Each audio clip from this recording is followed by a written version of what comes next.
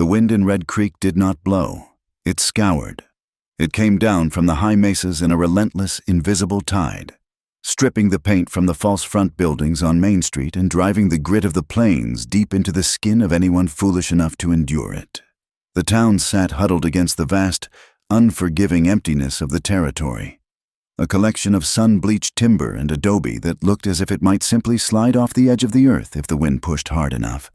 Telegraph poles, stripped of bark and standing like skeletal gallows, hummed a mournful tune against a sky that was too wide, too blue, and utterly indifferent to the lives scratching out a living beneath it. Here, survival was not a guarantee. It was a daily negotiation with the heat, the drought, and the silence. Eliza Thorne knew the texture of that silence well. She lived her life in the quiet margins of Red Creek, working long hours behind the counter of Mr. Abernathy's mercantile, measuring out calico and counting nails for the ranchers who came in with dust in the creases of their faces. She was 22 years old, with hair the color of dried wheat and hands that were quick with a needle, though lately her fingers trembled more than they used to.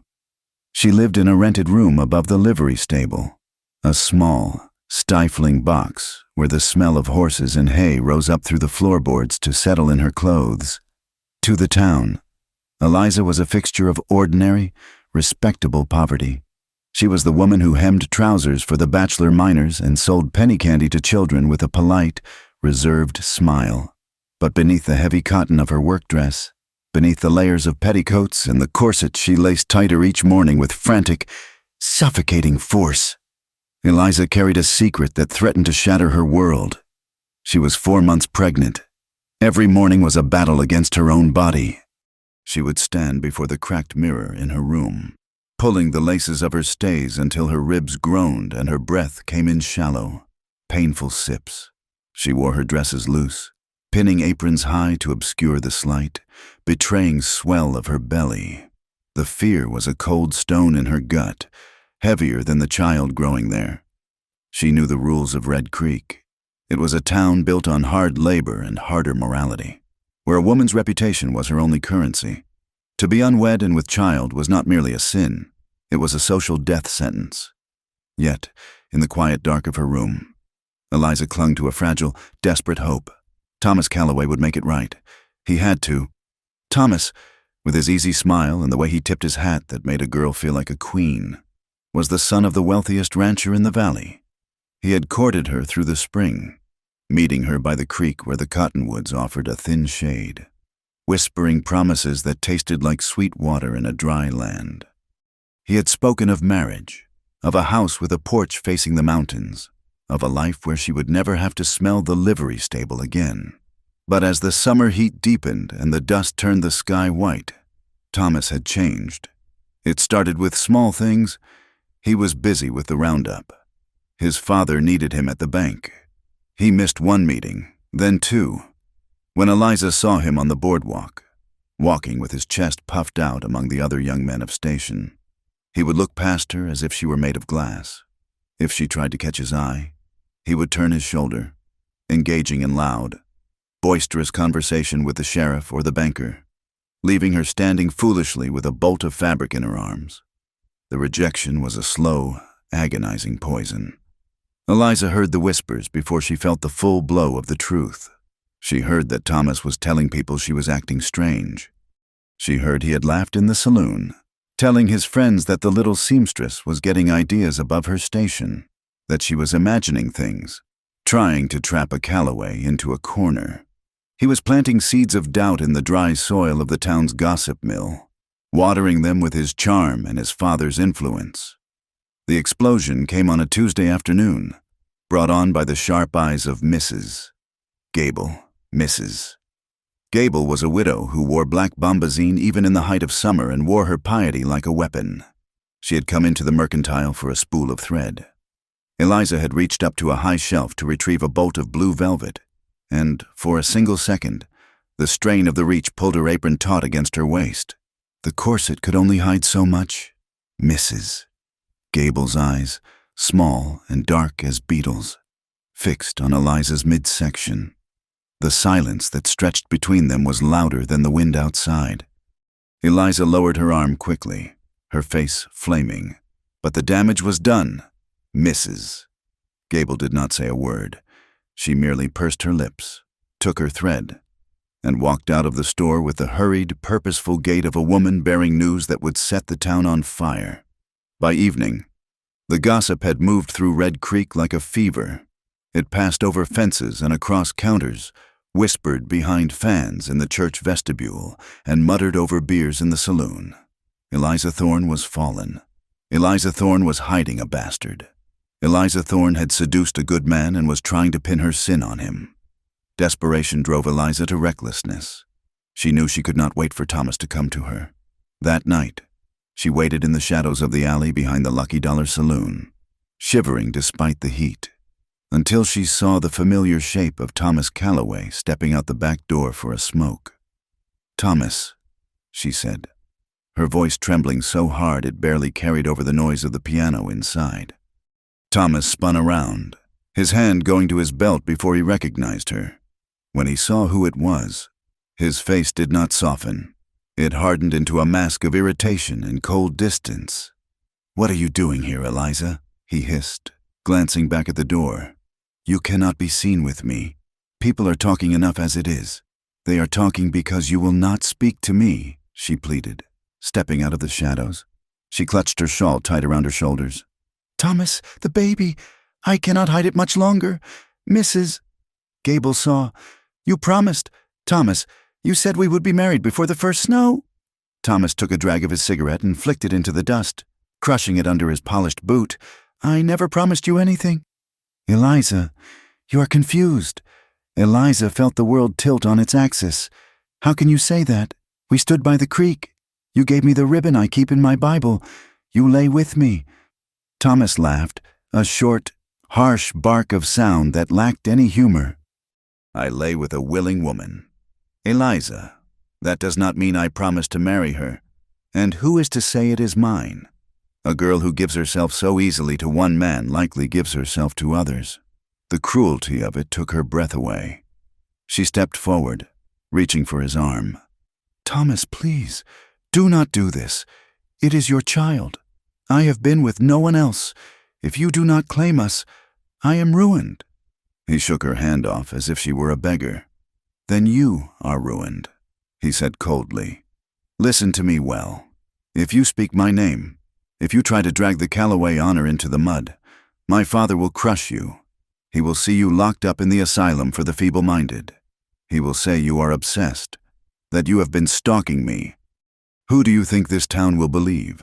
The son of the man who owns the bank, or the seamstress who lives above the horses?" He turned his back on her and walked back into the warmth and light of the saloon, leaving her alone in the dark alley with the smell of stale beer and the crushing weight of his threat. The following Sunday was the day the town decided to break her. The church bell rang with a hollow, iron tongue, calling the faithful to worship. Eliza considered staying in her room, hiding until the earth swallowed her. But she knew that absence would be taken as a confession. She dressed in her best gray wool, laced her corset until she saw spots dancing in her vision, and walked to the white-clapboard church at the end of Main Street. The walk was a gauntlet. As she climbed the wooden steps, conversation ceased. Women she had known for years turned their bonnets away, studying the horizon. Men stared at their boots or looked at her with a mixture of pity and leering curiosity. When she entered the sanctuary, the air was thick and still, smelling of hymnals and sweat. She walked to a pew near the back, but the family already seated there stood up in unison and moved to the other side of the aisle, leaving her alone on the hard wooden bench. The Reverend Miller was a tall man with a face like a hatchet and a voice that boomed like thunder. He stood in the pulpit, sweating in his black coat, and opened the heavy Bible. He did not look at the congregation. He looked straight at Eliza. His sermon was not about forgiveness. It was about the insidious nature of sin, about the Jezebels who walked among the righteous, hiding their corruption under false modesty. He spoke of the poison that one rotten apple could spread through the whole barrel. He spoke of the duty of the community to cut out the rot before it could infect the innocent. And the woman who lays with men in the dark, who seeks to snare the sons of the righteous with her deceit. She shall be known by her fruit, the reverend shouted, slamming his hand on the pulpit. There is no hiding from the eyes of God, and there shall be no harbor for wickedness in this valley. Eliza sat frozen, her spine pressing against the wood of the pew, burning with a shame so hot she felt it might incinerate her. She felt the eyes of the town on her back, heavy and sharp. Thomas sat in the front row with his family. He did not turn around. He sat with his head high, the picture of a wronged young man bearing a burden with grace. When the service ended, Eliza did not wait for the benediction. She fled the church, stumbling down the aisle as the final hymn began, the voices rising behind her like a wall of judgment. She barricaded herself in a room, but the sanctuary was short-lived. Late that afternoon, as the sun began to dip toward the western hills, turning the sky a bruised purple, she heard the heavy tramp of boots on the stairs. There was no polite knock. A fist hammered against the wood, shaking the door in its frame. "Open up, Miss Thorne." It was the voice of Deputy Wilkins. Eliza opened the door with trembling hands. The hallway was crowded. Deputy Wilkins stood there, looking uncomfortable, but behind him was Mr. Calloway, Thomas's father, a man with a face like carved granite and eyes of hard flint. Thomas stood beside him, looking pale but resolute. Behind them were half a dozen other men, ranch hands and deacons, their faces set in grim lines of self-righteous duty. "We are here to settle this matter," Mr. Calloway said, stepping into the small room without invitation. The room suddenly felt very small, crowded with the smell of tobacco and male aggression. "There is nothing to settle," Eliza said, her voice shaking. "I have done nothing but tell the truth." "Truth?" Mr. Calloway spat the word. "You have been spreading lies about my son. You have been slandering a good family to cover up your own looseness." "We have heard the talk, Miss Thorne. We know you are with child." Eliza backed up until her legs hit the edge of her narrow bed. She wrapped her arms around her stomach instinctively. "It is Thomas's child," she whispered. "He knows it." Thomas stepped forward, his hat in his hands. "Tell them." "Thomas," his father commanded. Thomas looked at Eliza, and for a second, she saw a flicker of fear in his eyes, but it was quickly swallowed by his own cowardice. "She is lying," he said, his voice gaining strength as he spoke to the room. "I never touched her. She has been following me for months. She leaves letters at the bank. She watches me from the street. She is not right in the head. She is trying to ruin me because I would not court her. Liar!" Eliza screamed, the injustice tearing the word from her throat. "You gave me this locket!" She fumbled at her neck, pulling out the cheap silver chain. Thomas sneered. "I lost that locket months ago. You must have stolen it." Mr. Calloway stepped between them, looming over Eliza. "You hear that? You are a thief and a liar. And now you admit to carrying a bastard child that you intend to pin on my boy. We will not have it. Red Creek is a decent town. We do not want your kind here, corrupting our daughters and preying on our sons. We think you might be a danger." "Miss Thorne," one of the deacons added, sniffing the air, "a woman in your state, with no husband, no means, you might try to abandon the child. Or worse. We cannot have that on our conscience." The sheriff, who had been standing at the back, shuffled his feet. "Now, Mr. Calloway, we do not know for sure. Be quiet." "Brady," Calloway snapped, "the law is clear on vagrancy and public indecency. She has no husband. She has no means. She is a drain on this town and a moral stain." The argument spilled out of the room and into the street. The men grabbed Eliza's arms, not gently, and pulled her toward the stairs. "Let me pack," she cried, fighting against their grip. "Please, let me take my things. You have 5 minutes," Calloway said. "Take what you can carry, then you go." Eliza scrambled, weeping openly now. She threw her few dresses into a carpet bag. She took her mother's Bible, the few dollars she had hidden in a tin under the mattress, and the silver locket Thomas had given her, clutching it until the metal bit into her palm. She threw a heavy shawl over her shoulders. When they marched her down the stairs and out of the livery, a crowd had gathered. It was not a mob in the sense of torches and pitchforks, but something colder. It was the whole town, standing on the boardwalks and in the dusty street, watching with a terrifying passivity. Women held their children back. Men spat into the dirt. "Shame on you," someone shouted from the back of the crowd. "Whore!" another voice cried. A clod of dirt struck the shoulder of her dress. Eliza flinched, stumbling, but the men on either side of her kept marching her forward. They were herding her, driving her down the center of Main Street toward the edge of town, where the road turned into open prairie. "Mr." Calloway rode his horse near the front, looking like a general leading a parade of conquest. Thomas rode beside him, refusing to look down at the woman stumbling in the dust. Eliza's heart hammered against her ribs like a trapped bird. The baby kicked, a frantic flutter against her spine. Where was she to go? The nearest town was 40 miles across the desert. There were wolves and outlaws, and the heat that could kill a man in a day. They were sending her to her death, and they felt righteous doing it. "I have nowhere to go," she sobbed, looking at the faces she knew. The baker who sold her bread, the blacksmith who had fixed her shoe. "Please, someone help me." No one moved. The sheriff looked at his boots. The preacher stood on the church steps, arms crossed. They reached the edge of town, where the boardwalks ended and the sagebrush began. The sun was setting, casting long, distorted shadows across the dirt. The crowd pressed in closer, emboldened by her fear. A teenage boy, eager to impress the older men, picked up a stone the size of an egg. He hurled it with a grunt of effort.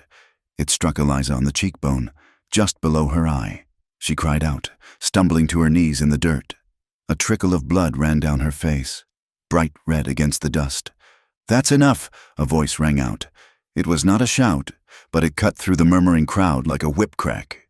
It was a voice made of gravel and iron, low but carrying a weight that made the air go still. A man stepped off the boardwalk near the general store. He had been leaning against a hitching post, watching the procession with eyes shadowed by the brim of a battered Stetson. He was tall, lean as a rail, and wore clothes that had seen more miles than most people in Red Creek would travel in a lifetime. A long, jagged scar ran down the left side of his jaw, vanishing into his collar. He wore a gun belt that hung low and tied to his thigh, the leather worn smooth.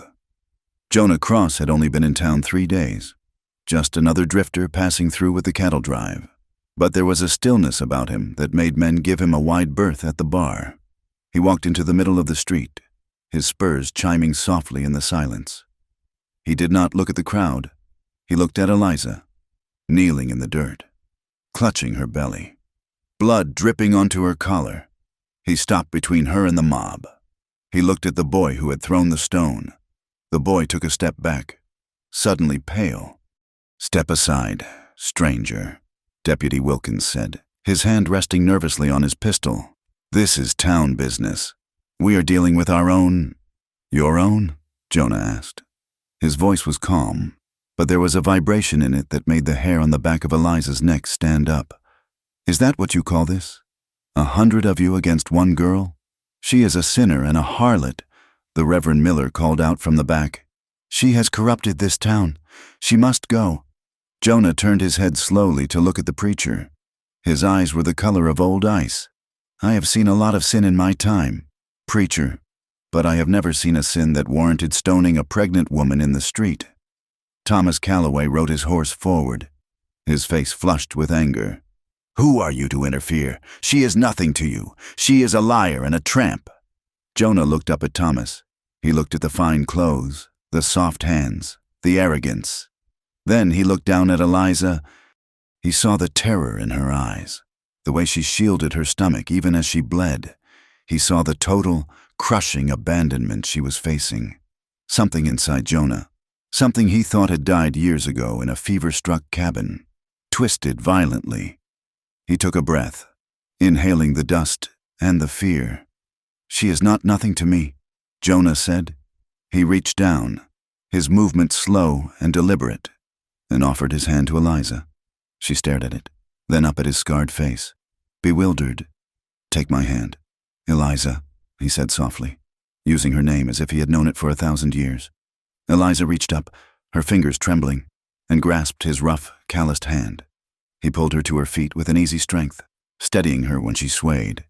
He turned back to the crowd, his arm going around her waist. Not in romance, but like a shield wall. He faced Thomas Calloway. He faced the sheriff. He faced the town that wanted blood. "You will not touch her again," Jonah announced, his voice carrying to the very back of the mob. "You will not throw another stone. You will not drive her out. And why is that?" "Mr.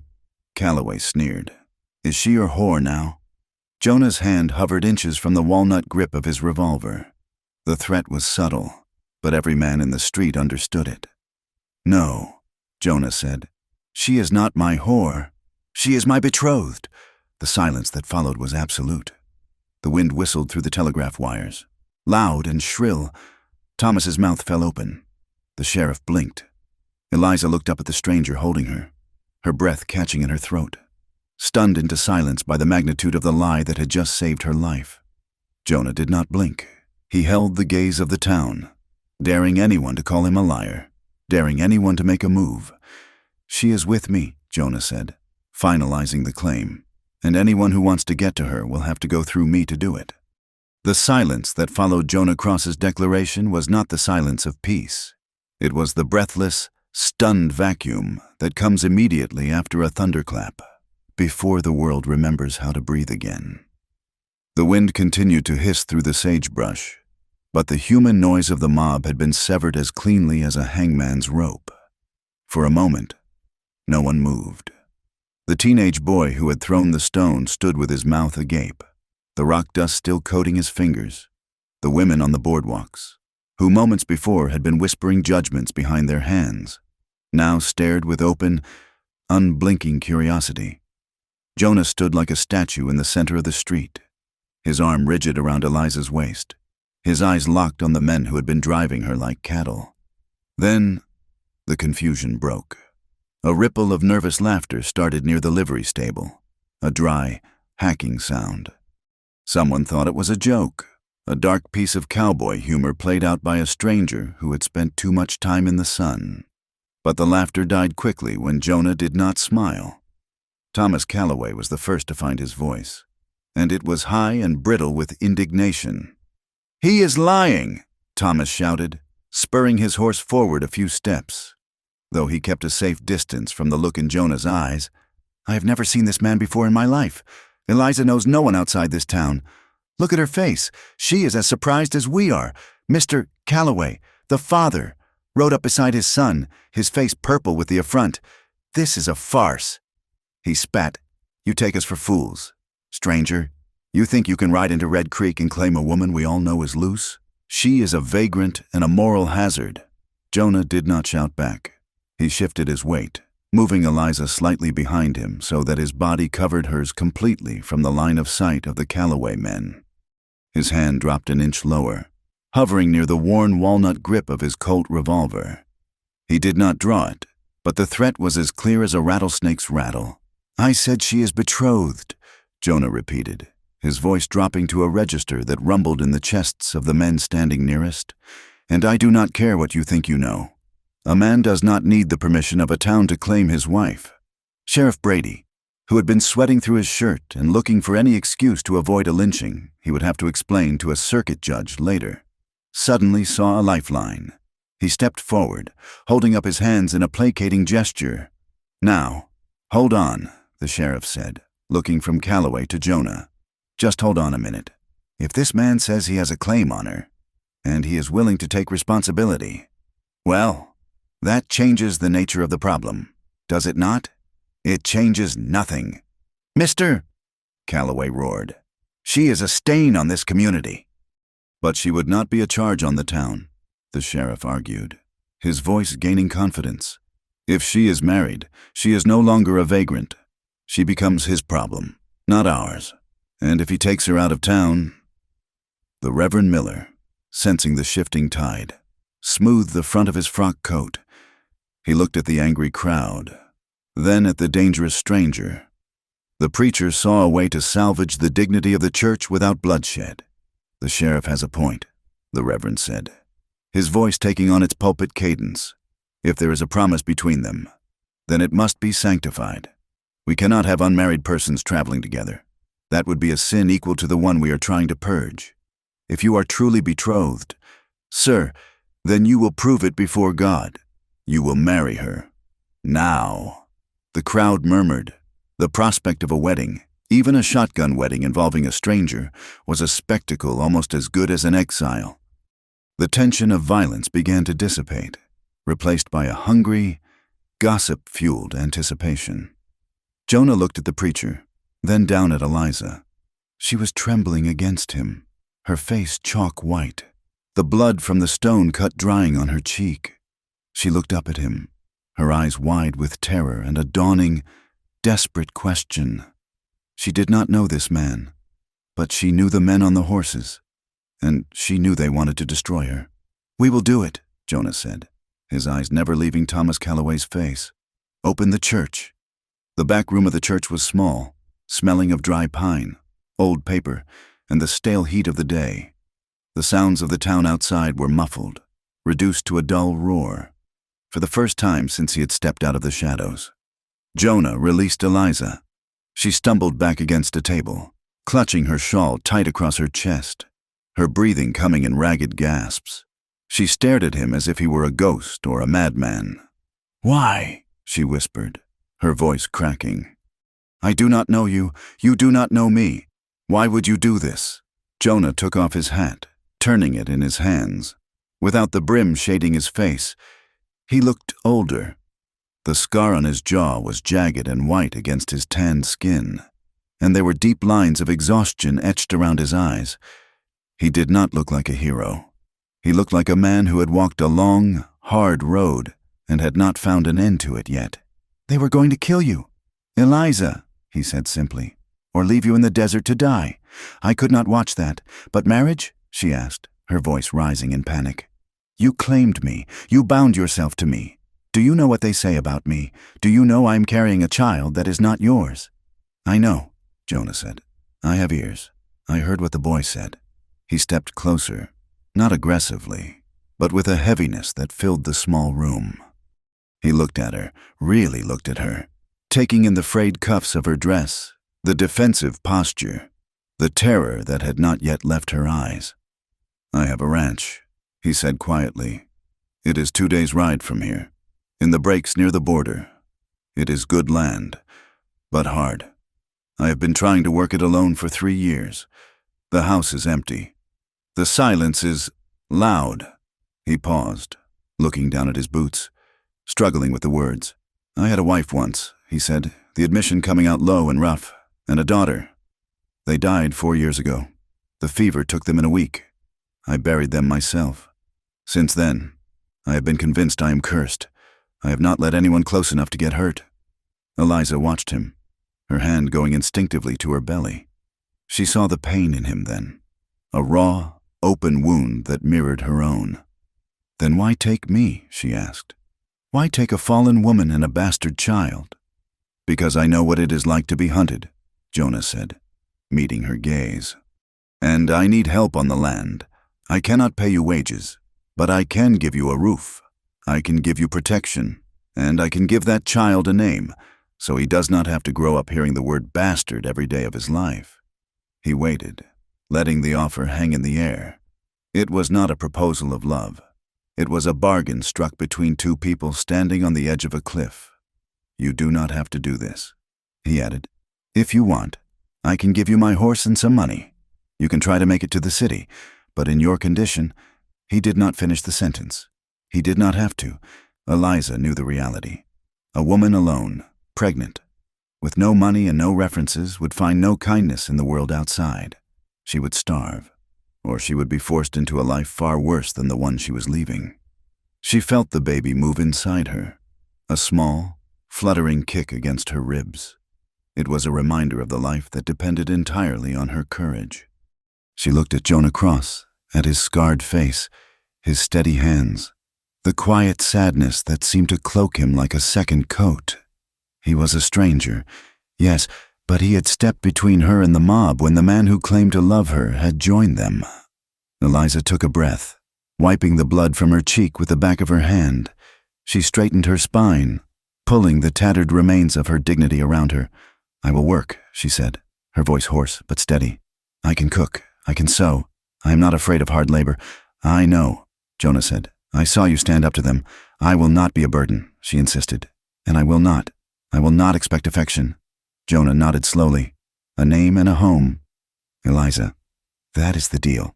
I will never ask for more than you are willing to give." The door to the room creaked open. Sheriff Brady stuck his head in, his face flushed.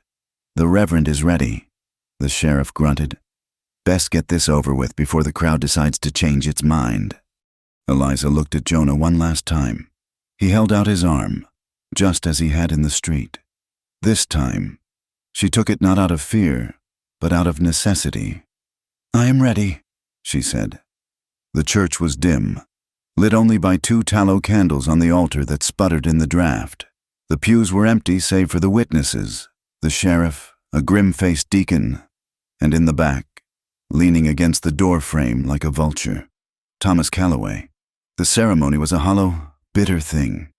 The Reverend Miller rushed through the words, his voice flat, his eyes never meeting Eliza's. He spoke of duty and obedience, of the sanctity of the home, his tone implying that this union was a mockery of both. Eliza stood stiffly beside Jonah. She could feel the heat of his body, the smell of dust and leather and horse sweat that clung to him.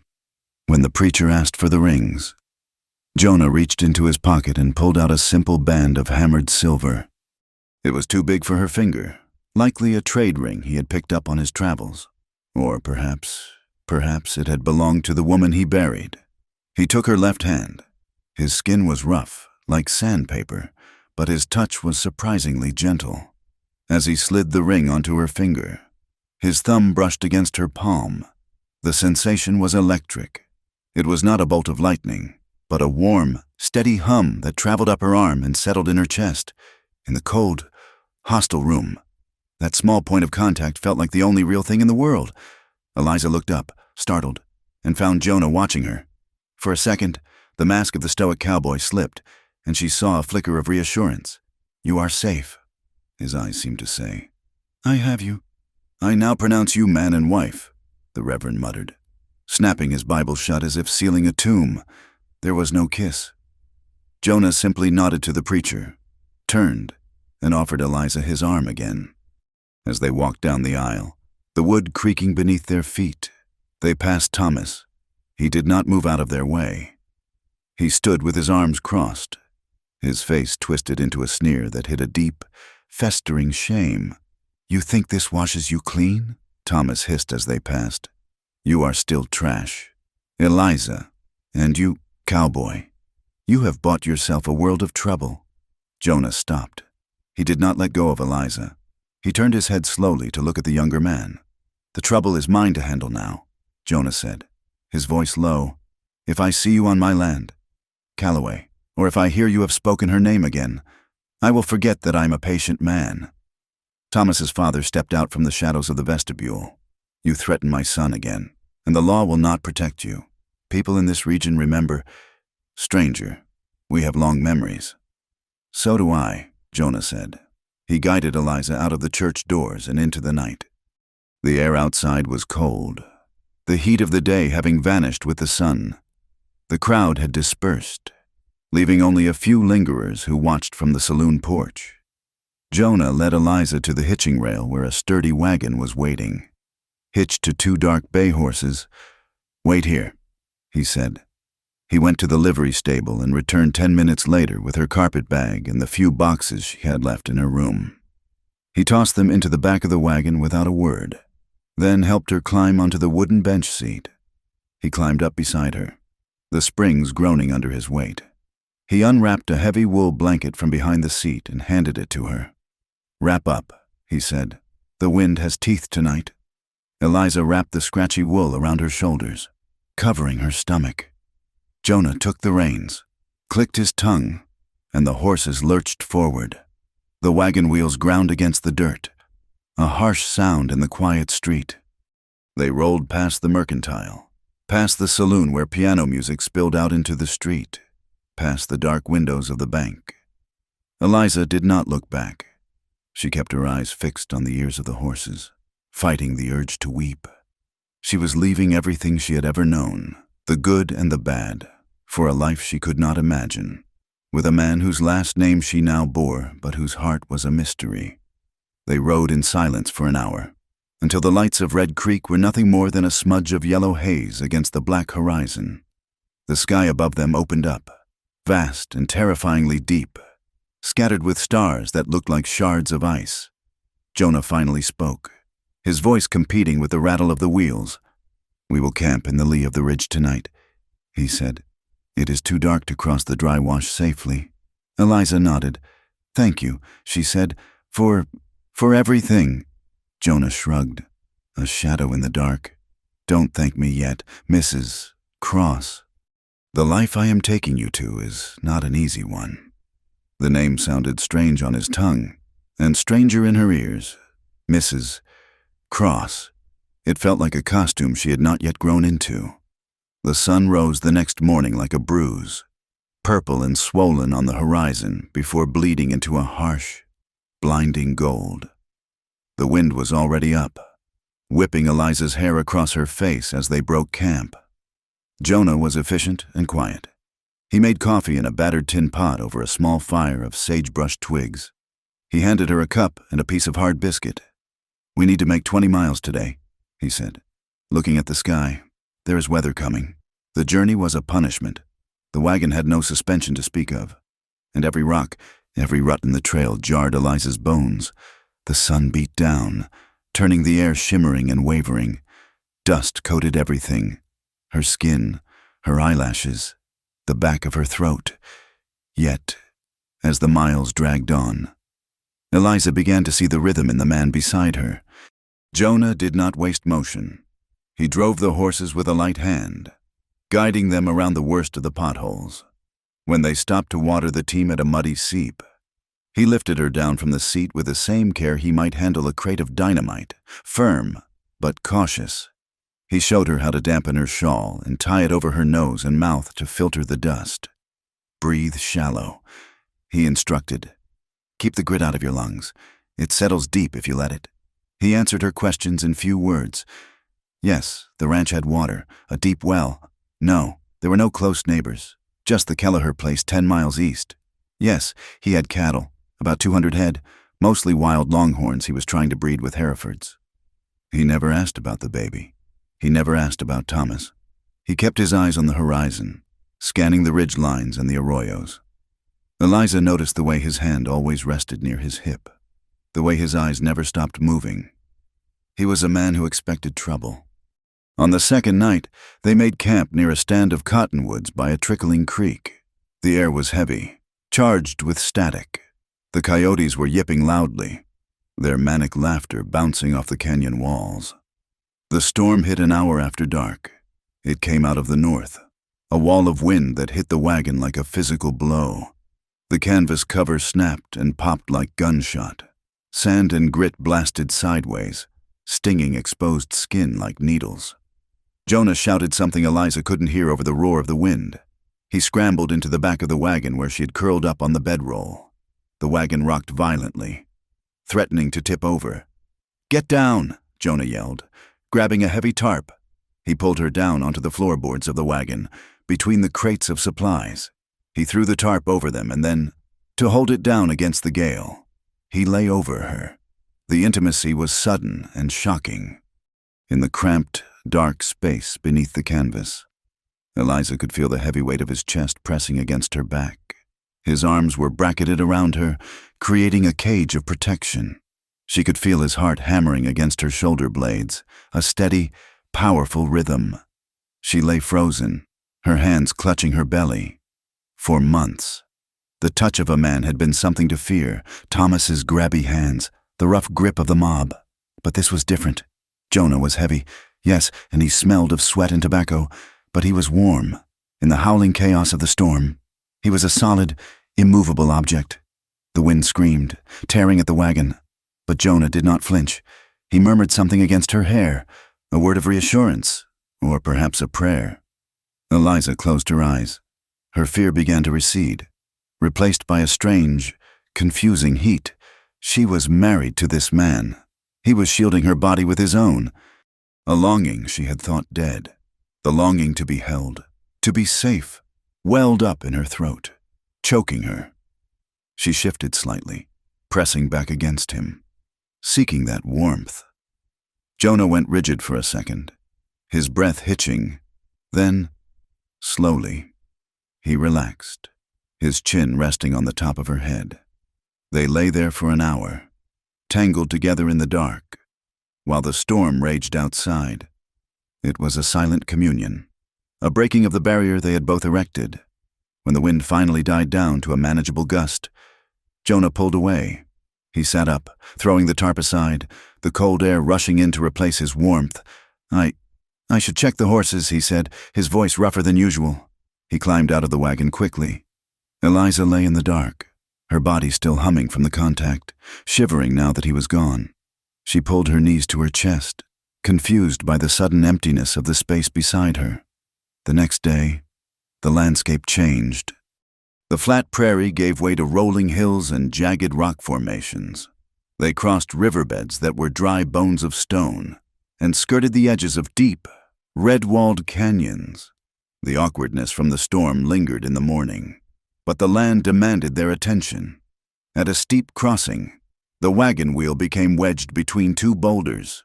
Jonah couldn't free it alone. "Eliza, take the reins," he shouted, wading into the mud to put his shoulder against the wheel. She climbed into the seat, her hands aching as she gripped the leather. "When I yell, you slap them," Jonah called out. Mud streaked across his face. "Now!" Eliza slapped the reins, shouting at the horses. The team lunged forward. Jonah groaned, his muscles straining as he heaved the heavy wagon up and over the rock. It lurched free with a crack of wood, splashing mud everywhere. Jonah fell back into the water, laughing breathlessly. He looked up at her, wiping slime from his eyes. "You have good hands. Mrs. Cross," he yelled over the rushing water. Most would have let them tangle. Eliza felt a flush of pride warm her cheeks. It was the first time he had complimented her. She smiled, a genuine, tired smile. "We are not dead yet, Mr. Cross." By late afternoon, the sun was dipping low, painting the hills in shades of rust and violet. Jonah pointed with his whip toward a valley nestled between two ridges. "There," he said. Eliza looked. She saw a small, weather-beaten cabin with gray timber walls. A barn leaned slightly to the left, looking tired but standing. Barbed wire fences stretched out like thin silver threads, holding back the wilderness. A windmill creaked, turning lazily in the breeze. It was not a mansion. It was barely a shack compared to the houses in town, but smoke was rising from the chimney. Jonah must have banked the fire well before he left. It looked lonely. It looked hard. But as the wagon rattled down the final slope, Eliza saw the cattle lifting their heads to watch them. She saw the well. She saw the way the house sat nestled in the land, as if it had grown there. Jonah pulled the horses to a halt in front of the cabin. He set the brake and jumped down, dust puffing around his boots. He walked around to her side and reached up. Eliza looked down at him. She was exhausted. Her back ached, and her skin felt tight with dust. But she looked at the cabin, then back at the man who had brought her here. "Home," Jonah said softly. "Such as it is." Eliza took his hand and stepped down. Her feet hit the hard earth, and for the first time in months, she did not feel like she was falling. "It will do." "Jonah," she said. He looked at her, surprised by her use of his given name without the title. A small, guarded smile touched the corner of his mouth, the first she had truly seen. "Let's get the horses fed," he said. "Then we rest." They walked toward the barn together, the silence between them no longer heavy, but filled with the quiet, tentative promise of work to be done. The sun vanished behind the hills, leaving the ranch bathed in a soft, blue twilight, and Eliza Cross walked into her new life, battered but unbroken. The ranch that Jonah Cross called home was a testament to the stubbornness of man against the indifference of nature. It sat in a shallow bowl of land between rising limestone ridges. A modest collection of structures that looked as though they had been grown from the earth rather than built upon it. The main cabin was small, constructed of gray, weather-beaten timber that had been scoured smooth by the relentless wind. It had a low porch that sagged slightly to the left, a single stone chimney, and a lean-to kitchen added as an afterthought on the back. To the east stood the barn, a structure that leaned weary against the horizon, its roof patched with flattened tin cans that glinted like fish scales in the sun. A corral of rough-hewn cedar posts and barbed wire stretched out toward the hills, holding a few horses that watched Eliza with mild, equine curiosity.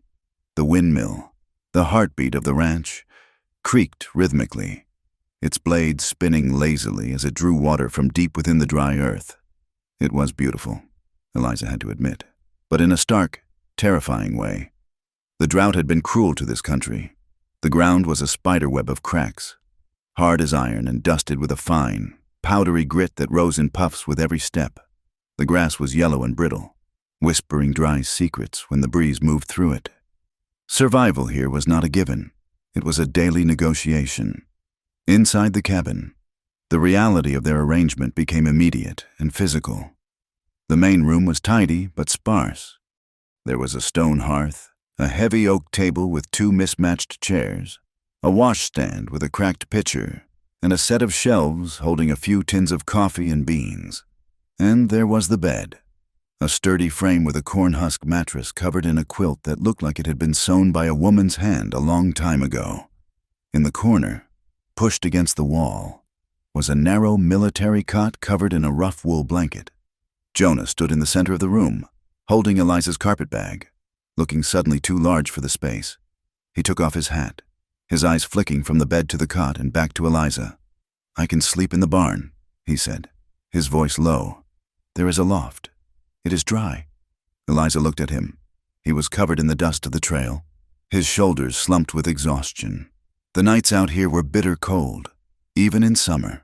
Once the sun dropped, the idea of banishing him to a drafty barn on his own land, after he had saved her life, felt like a cruelty she could not inflict. "No," she said firmly. "You will not sleep with the horses. Mr. Cross, this is your home." Jonah hesitated. "It is not proper. Eliza, you are, in a delicate way. You need space. We are married." "Jonah," she said, the words feeling strange and heavy on her tongue. "The town saw to that. There is no one here to judge us but the cattle. You take the cot, I will take the bed, but you stay inside." He looked at her for a long moment, studying the set of her jaw. Then he nodded once, accepting her terms. "As you say." That first night set the pattern for the weeks that followed. They blew out the lantern early to save oil. Eliza lay in the large bed, shivering despite the two blankets she pulled up to her chin. The cold of the high plains was a living thing that seeped through the chinking of the logs. The room was pitch black, save for the faint orange glow of the dying embers in the hearth. She could hear Jonah breathing. He was only 10 feet away, a dark shape on the narrow cot.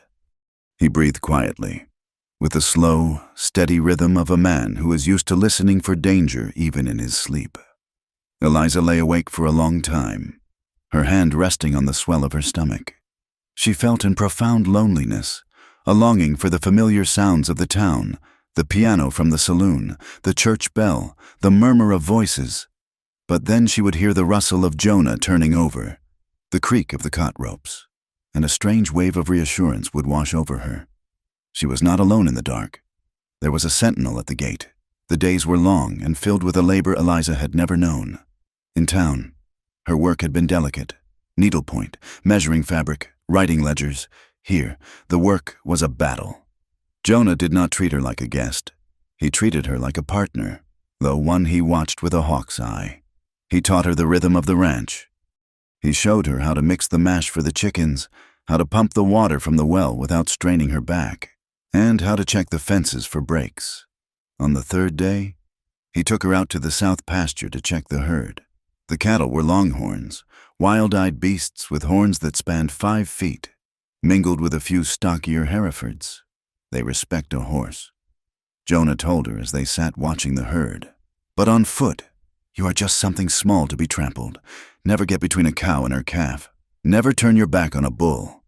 Eliza nodded, wiping sweat from her forehead. She was wearing a faded calico dress, the hem heavy with dust. Her hands, once soft and stained only with ink, were beginning to blister from the hoe and the pump handle. Later that week, Jonah set about repairing a section of fence that a spooked steer had torn down. He showed Eliza how to hold the wire taut with a pair of pliers while he drove the staples into the cedar post. "Lean back," he instructed. "Put your weight into it." Eliza pulled, the metal biting into the leather gloves he had given her. She grunted with the effort, her muscles trembling. The baby felt heavy, a counterweight that threw off her balance, but she dug her heels into the dry earth and held on. Jonah hammered the staple home with 2 sharp strikes. "Good," he said, testing the wire. "That will hold." He looked at her then, seeing the sweat trailing down her neck and the dirt smudged on her cheek. He did not smile, but there was a light in his eyes that looked like respect. "You work hard, Eliza. Most town women would have fainted by now."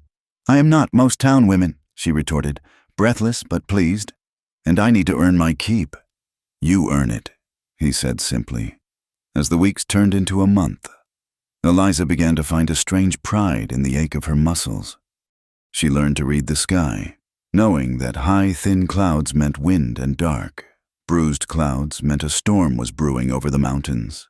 She learned to appreciate the stark, violent beauty of the land, the way the light turned the mesas to gold at sunrise, the smell of sagebrush after a rare sprinkle of rain, the immense, crushing silence that made her thoughts feel loud in her own head. She watched Jonah, too. She saw how he fought for this land. He was up before dawn and worked until he could no longer see his hands in front of his face. He dug irrigation ditches by hand to save a dying patch of corn. He doctored a calf with a broken leg, splinting it with patience and gentle hands, murmuring soft words to the frightened animal. He was a man of iron discipline, but beneath it, she sensed a deep reservoir of care that he was afraid to tap into. The revelation of why he held himself so tightly came on a Tuesday evening. Jonah was still out in the barn, mending a harness. Eliza was inside, tidying the drawers of the small washstand. She was looking for a spool of thread to mend a tear in Jonah's shirt when her fingers brushed against something stiff tucked beneath a stack of folded linens. She pulled it out. It was a photograph, a tin type, small and square. The edges were worn down to the metal, and the image was rubbed in places, as if a thumb had traced the faces 1,000 times. It showed a younger Jonah, his face unscarred and open, standing next to a woman with laughing eyes and dark hair. In her arms, she held a baby, no more than 6 months old. They looked happy. They looked like people who believed the future was a promise, not a threat. Eliza stared at the image, her heart aching. She had known he was a widower, but seeing the evidence of his lost happiness made the ghost in the cabin feel suddenly real. She did not hear the door open. "What are you doing?" Jonah's voice was sharp, startling her. She gasped, nearly dropping the photograph. He was standing in the doorway, his silhouette dark against the twilight. He walked over quickly, his movement stiff. I was looking for thread," Eliza stammered. "I found this. I am sorry. Jonah, I did not mean to pry." Jonah reached out and took the photograph from her hand. He did not look at it. He placed it face down on the washstand, his hand lingering over it for a second before pulling away. "Her name was Sarah," he said, his voice devoid of inflection. "And the girl was Mary." He walked to the window and looked out at the darkening hills. His back was to Eliza, rigid as a fence post.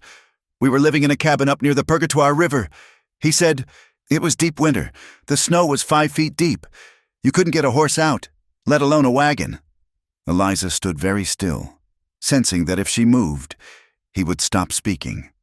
"Sarah got sick first," he continued. "A fever, high and burning. She was delirious within a day. Then the baby took it. I tried everything. I used every poultice, every remedy I knew. I sat up with them for 4 nights straight. I prayed until my throat bled. He gripped the window frame, his knuckles white. It didn't matter. The fever burned them up. Mary died in the morning. Sarah died that evening, holding her hand. The ground was frozen so hard I had to build a fire over the earth just to dig the graves. I buried them there, alone. No preacher, no family, just the wind and the wolves howling in the timber. He turned to face Eliza. His eyes were dry, but they were filled with a haunted, ancient pain. That is why I brought you here, but that is also why I keep my distance. Eliza, everyone I have ever loved, this land has taken from me. I am convinced that I carry a curse. If I care for something, it withers. If I love someone, they die. I saved you because I had to, but do not ask me to open my heart again. It is a graveyard. Eliza felt tears pricking her eyes. She crossed the room, stepping into the space he usually kept between them. It is not a curse. Jonah, she said softly, it is life, and it is cruel. She looked up at him, her own grief rising to meet his. I lost my parents to the cholera when I was 12. She said, one day they were laughing at the breakfast table, and 3 days later, the house was silent. I was sent to live with an aunt in St. Louis who told me every day that I was a burden, that I was just another mouth to feed. I learned to make myself small. I learned that love was something you had to earn with silence and obedience. She took a breath, her hand resting unconsciously on her stomach. That is why I listened to Thomas. She admitted, the shame of it still stinging. He was the first person who made me feel like I wasn't invisible. He promised me a family. He promised that I would never be alone again. When he looked at me, I saw a reflection of myself that wasn't broken. I was so desperate for that. For someone to want me, that I let him take everything. And when he was done, he threw me away like a rag. She reached out and, for the first time, touched his arm. The muscle beneath the shirt was hard as rock. We are both walking with ghosts. Jonah, but we are still here. You are not cursed. You are just a man who survived. And I am just a woman trying to do the same. Jonah looked down at her hand on his arm, then up at her face. The tension in his shoulders eased. Just a fraction. He did not pull away. Survival is a lonely business, he murmured. It does not have to be, she answered. After that night, the silence in the cabin changed. It was no longer a wall between them. It was a bridge. They began to sit on the porch steps after supper, watching the sun bleed into the horizon. The sky would turn a violent orange, then a deep, bruised purple, before fading into the indigo of night. They would drink coffee from tin cups, the heat seeping into their hands. Jonah began to tell her stories about the cattle drives, about the time he rode point all the way to Kansas, about the strange lights he had seen over the desert. Eliza told him about the books she used to read in the mercantile when the shop was empty, about the ocean she had seen only in pictures, about the way she imagined the baby would look. Their shoulders would touch as they sat there, just a brush of fabric against fabric, and neither of them moved away. It was a tentative comfort, like wild animals drinking from the same pool. But as Eliza's belly grew round and heavy, Jonah's anxiety returned, sharp and jagged. He watched her like she was made of glass. If she lifted a bucket that was too full, he was there in a second, taking it from her hand with a scowl. Leave it, he would snap. I will get it. I am pregnant. Jonah, not invalid, she would argue. It is too heavy, he would insist, his eyes darkening. You will strain yourself. He began to forbid her from certain chores. No more riding the wagon over rough ground, no more hanging laundry when the wind was high. He made her rest in the afternoons, pacing the floor while she lay on the bed, frustrated and bored. Eliza knew it was fear. She knew he was seeing Sarah every time she winced or rubbed her back. But his protection felt like a cage. The breaking point came in late August. The heat was a physical weight, pressing down on the roof of the cabin. Jonah was out checking the herd. Eliza, feeling a burst of restless energy, decided to scrub the floor. It was heavy work, down on her knees with a brush and a bucket of lye soap. She was half done when the dizziness hit her. The room spun. Black spots danced in her vision. She tried to stand, but her legs turned to water. She grabbed the edge of the table, gasping for air, sweat drenching her dress. The door banged open. Jonah stood there, dusty and hot. He took one look at her, pale, swaying, clutching the table, and dropped his hat. "Eliza!" He crossed the room in 2 strides. Before she could protest, he scooped her up into his arms. "I told you to rest!" he shouted, his voice cracking with panic. "Why do you not listen to me? Put me down. Jonah." She weaked. "I just got dizzy." "It is the heat." He ignored her. He carried her to the bed and laid her down gently, as if she were a child. He grabbed a cloth, dipped it in the water pitcher, and began to wipe her face. His hands were shaking. "You could have fallen," he said, his voice rough. "You could have hurt yourself. You could have—" He stopped, choking on the words. He sat on the edge of the bed, staring at her, his chest heaving. Eliza looked up at him. She saw the terror in his eyes, the sheer, unadulterated panic of a man watching history repeat itself. "I am not Sarah. Jonah," she whispered. "I am strong, and the baby is strong. We are not going to leave you." Jonah closed his eyes. He took a ragged breath. He reached out and brushed a stray lock of hair back from her damp forehead. His fingers lingered there, trailing down her cheek. It was a touch of such tenderness that it stole the breath from Eliza's lungs. "I cannot lose you," he whispered, the admission barely audible. "I do not think I could survive it a second time." Eliza turned her face into his hand, kissing his palm. "You won't," she promised. The moment hung suspended in the heat. It was the first time the word love had hovered in the room, unspoken but palpable. Jonah looked at her, his eyes searching hers, and for a moment, Eliza thought he might kiss her. Instead, he squeezed her hand, stood up abruptly, and went to the window, staring out at the heat haze, collecting himself. But the shift had happened. The intimacy was no longer just about survival. It was personal. They grew closer.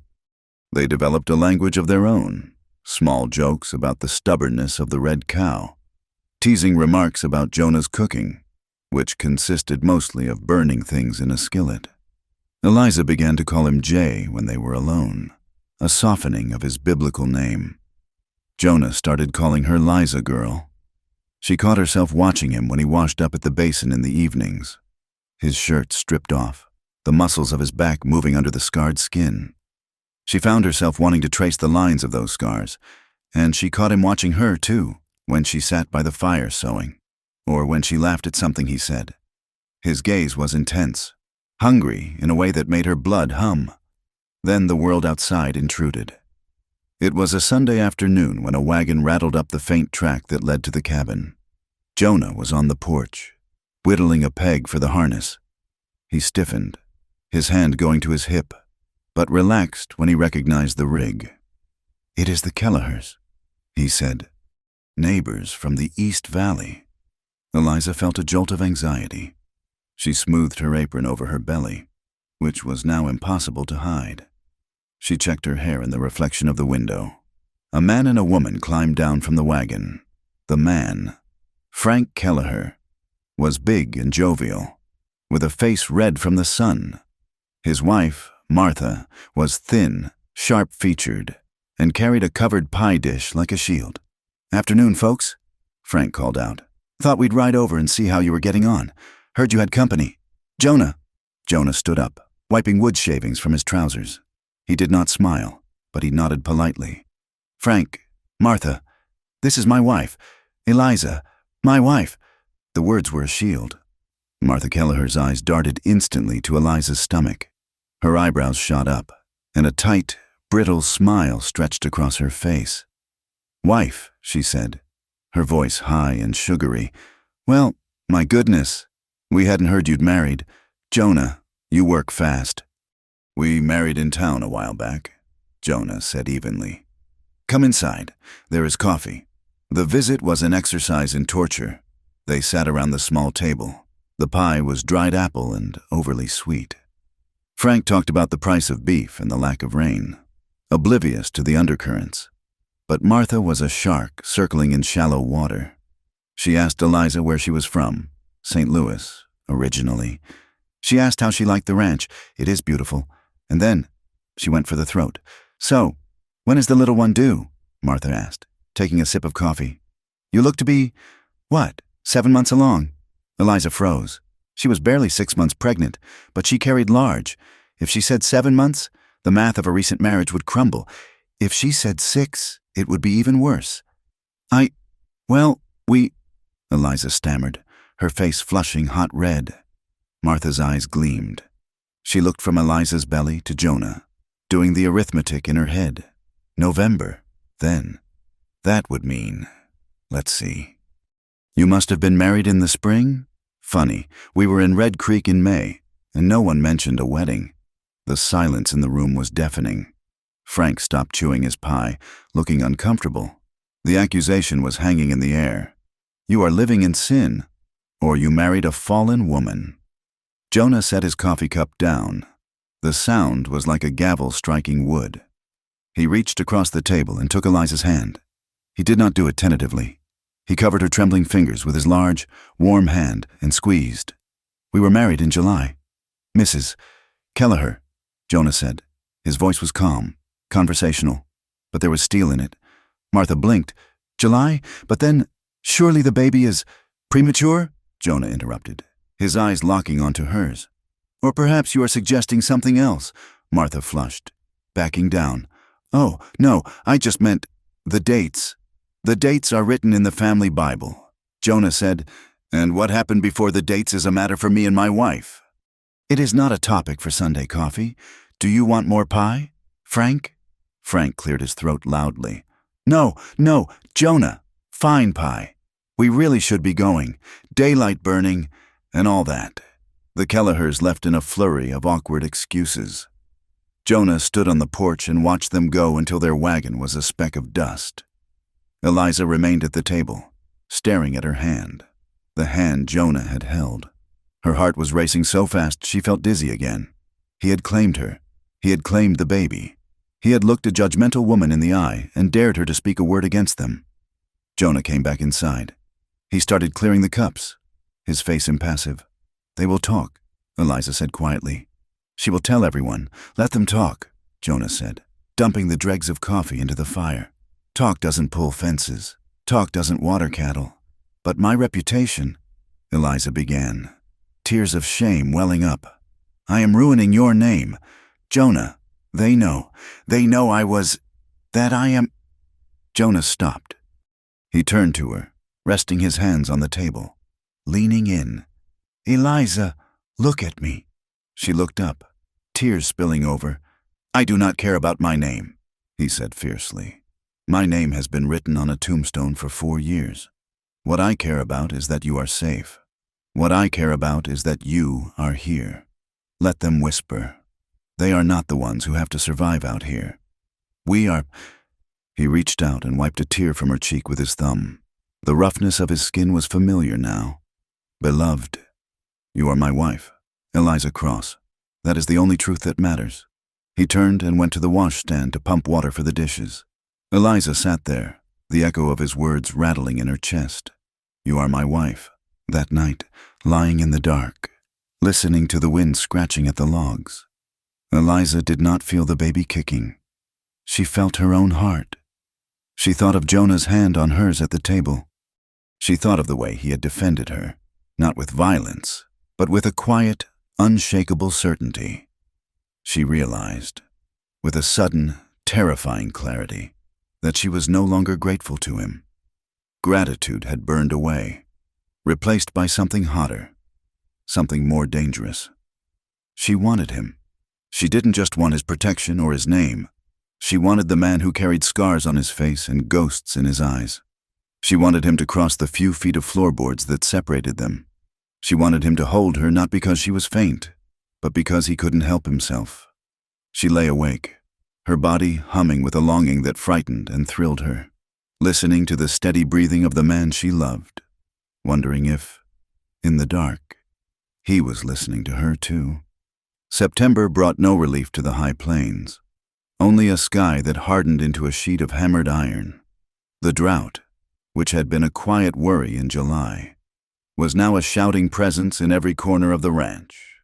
The earth cracked open in jagged fissures that looked like veins waiting for blood that never came. The grass turned the color of old parchment and crumbled to dust underfoot. And the wind, relentless and hot, stripped the moisture from the very air until every breath felt like inhaling grit. The well, their lifeline, began to falter. The water that came up in the bucket was muddy and sluggish, requiring more time to settle before it was fit to drink. Jonah rode out earlier each morning, pushing the herd toward the shadowed breaks of the canyons where the grass was still meager but alive. He would be gone for 12 hours at a stretch, leaving Eliza alone in the cabin with the silence and the wind. The loneliness was a physical weight. It sat on her chest as she mended shirts by the window or churned butter with aching arms. Without Jonah's quiet presence, the ranch felt vast and hostile. She found herself talking to the unborn baby just to hear a human voice, telling him about the color of the hills or the way the hawks circled the barn. But when the wind picked up in the afternoon, scraping sand against the timber walls like 1,000 fingernails, the isolation gnawed at her resolve. She worried about the water. She worried about the food stores. But mostly, she worried about the man riding somewhere out in that unforgiving vastness. One Tuesday in late September, the sun began to dip below the western ridge, painting the sky in violent shades of bruise purple and blood orange. And Jonah had not returned. Eliza paced the length of the porch, her hand resting on the heavy curve of her stomach. He was never this late. He knew how she fretted. Her mind, treacherous with fear, began to conjure images she could not suppress. A horse stepping in a gopher hole, a rattlesnake in the brush, a fall from a ridge. The memory of her parents, gone in a week, and the memory of Jonah's own losses, rose up to choke her. By the time she saw the silhouette of a rider crested the far hill, her knees were trembling so hard she had to lean against the porch post. Jonah rode slowly. As he drew closer, Eliza saw why. He was covered in a thick layer of gray dust that masked his features, turning him into a ghost. His horse was limping slightly, and Jonah sat slumped in the saddle, his posture speaking of a bone-deep exhaustion. A small, bedraggled calf was draped across the front of his saddle, bawling weakly. Eliza did not wait for him to reach the barn. She ran out to meet him, her heavy skirts kicking up dust, her heart hammering a frantic rhythm against her ribs. "Jonah!" she cried out, grabbing the bridle of his horse as he pulled up. He looked down at her, his eyes red-rimmed and weary in his dirt-streaked face. He slid from the saddle, his boots hitting the ground with a heavy thud, and nearly stumbled. "I am all right. Eliza," he rasped, his voice sounding like it had been dragged over gravel. "The calf. It fell into a ravine near the wash. Took me 3 hours to rope it out. The mother ran off." Eliza did not care about the calf. She did not care about the herd. She saw the scratch on his cheek where a branch had whipped him, and the way his hands shook as he reached for the saddle horn to steady himself. "I thought you were dead," she said, the words tumbling out in a rush of anger and relief. "I watched the sun go down. Jonah," and the silence was so loud. "I thought the land had taken you, just like you said it would." "I am here," he said, trying to brush the dust from his sleeves. "I told you I would come back." "You cannot do this," she scolded, stepping closer, her hands finding his shoulders and gripping the rough cotton of his shirt. "You cannot stay out until the dark takes you. Do you have any idea what it is like to wait here? To wonder if I'm suddenly a widow before I have truly been a wife?" Her voice broke on the last word. She was shaking, the adrenaline of her fear crashing into the reality of his safety. She looked up at him, her eyes fierce and wet with unshed tears, ready to shake him, ready to scream at him for frightening her. Jonah froze. He looked down at her hands gripping his shoulders, then up into her face. The exhaustion in his eyes shifted, replaced by something sharp and sudden. He saw the terror she had lived through in the last few hours, and he saw that it was born not of duty, but of a desperate, terrifying care. The air between them, usually filled with careful distance and polite walls, suddenly crackled. The wind swirled dust around their boots, but neither moved. "I'm sorry," Jonah whispered, He did not pull away. Instead, he raised his hands, hands that were calloused, scarred, and filthy from the day's labor, and cupped her face. His thumbs brushed the high curve of her cheekbones, wiping away a smudge of soot. Eliza stopped breathing. She stared at him, seeing the man beneath the scars, seeing the loneliness that matched her own. His gaze dropped to her mouth, then back to her eyes, asking a question he was too afraid to speak aloud. Eliza did not retreat. She leaned into his touch, her eyes fluttering shut. Jonah made a low sound in his throat, a sound of surrender, and lowered his head. The kiss was not like the one in the storybooks she had read as a girl. It tasted of dust and salt. It started hesitantly, a soft, questioning pressure of his lips against hers, terrified of rejection. But the moment their mouths met, the dam broke. Eliza made a whimpering sound and pressed closer, her fingers tangling in the hair at the nape of his neck. Jonah's hesitation shattered. He groaned, his arms sweeping around her waist to pull her flush against him. Mindful of the baby, but needing to feel the length of her body against his. The kiss deepened, becoming hungry and desperate, pouring out months of unspoken fear, gratitude, and a desire that had been smoldering under the ashes of their grief. It was a reclaiming. It was an assertion of life in the face of the dead land around them. When they finally pulled apart, gasping for air, they were both trembling. Jonah's forehead rested against hers, his eyes closed, his breathing ragged. Eliza clung to his shirt, her heart racing so fast she thought it might burst. She felt flushed, dizzy, and completely, terrifyingly alive. "Get inside," Jonah murmured against her skin, his voice rougher than before. "I will tend the horse," Eliza nodded, unable to speak. She turned and walked back to the cabin, her legs unsteady, feeling his gaze burning into her back every step of the way. Inside the cabin, the air felt different. It was charged, heavy with the static of what had just happened. Eliza lit the lantern with shaking hands, the flame casting long, dancing shadows on the walls. She set about warming the stew, her movements mechanical, while her mind replayed the sensation of his mouth on hers, the strength of his arms. When Jonah came in, having washed at the trough, his hair was damp and slicked back, his face scrubbed clean of the dust. He looked at her, then quickly away, focusing on hanging his hat on the peg. They ate in silence, but it was not the comfortable silence of before. It was a silence thick with unsaid things. Every time Jonah reached for the bread, and his sleeve brushed hers. A jolt went through Eliza that made her fork clatter against the tin plate. She caught him looking at her across the rim of his coffee cup, his eyes dark and unreadable, filled with a hunger that made her flush. That night, the darkness of the cabin felt intimate and suffocating.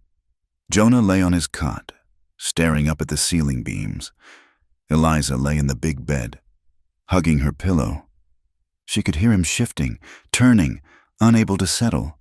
She brought her fingers to her lips, which still tingled. She felt marked. She felt as though that kiss had branded her soul, burning away the shame of the past and replacing it with a want so sharp it was almost pain. Jonah, in the dark, wrestled with his ghosts. He wanted her, God, how he wanted her. But the old fear was a cold hand on his chest. He had kissed her, and in doing so, he had admitted that she mattered. And if she mattered, he could lose her. The memory of Sarah's fevered face superimposed itself over Eliza's living warmth, and he squeezed his eyes shut, torn between the instinct to flee and the desperate need to stay. Yet, in the days that followed, the fear began to lose ground to the tenderness. The barrier was down, and neither of them tried to rebuild it. Small touches became their new language. When Jonah passed her a plate, his fingers would linger on hers for a second too long. When Eliza adjusted the collar of his coat before he went out, her hands would flatten against his chest, feeling the steady beat of his heart. At sunset, when they sat on the porch, they no longer sat a foot apart. They sat thigh to thigh, watching the colors fade, seeking the warmth of the other against the chill of the coming autumn. It was a fragile happiness, spun from glass, but it was theirs.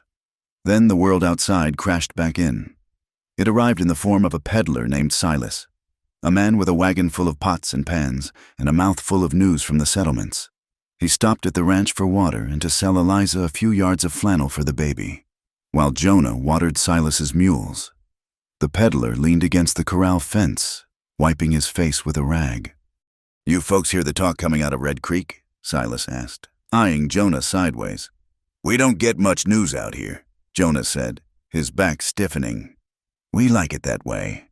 Silas spat a stream of tobacco juice into the dust. "Well, you might want to know. That Calloway boy and his daddy are stirring up a hornet's nest. They are telling anyone who will listen that you stole that girl, kidnapped her. They say—" Jonah stopped pumping the water. He turned slowly to face the peddler. Eliza came out of the cabin, the flannel clutched to her chest, sensing the shift in the air. "Stole her?" Jonah said quietly. "The whole town saw us marry."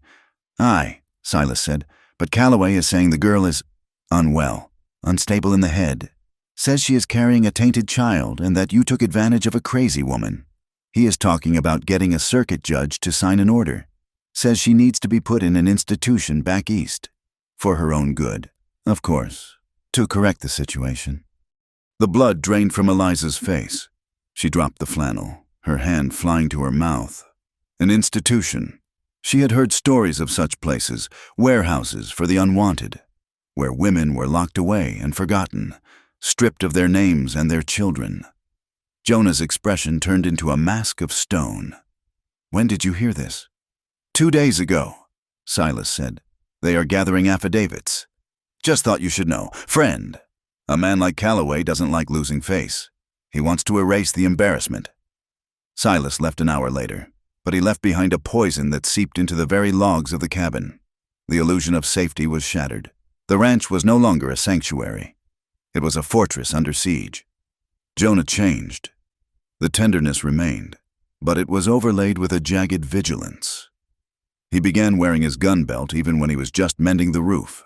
He cleaned his Winchester rifle every night at the table, the smell of gun oil replacing the smell of coffee. He rode the property lines not to check for stray cattle, but to check for tracks. Eliza moved through the house in a haze of guilt and terror.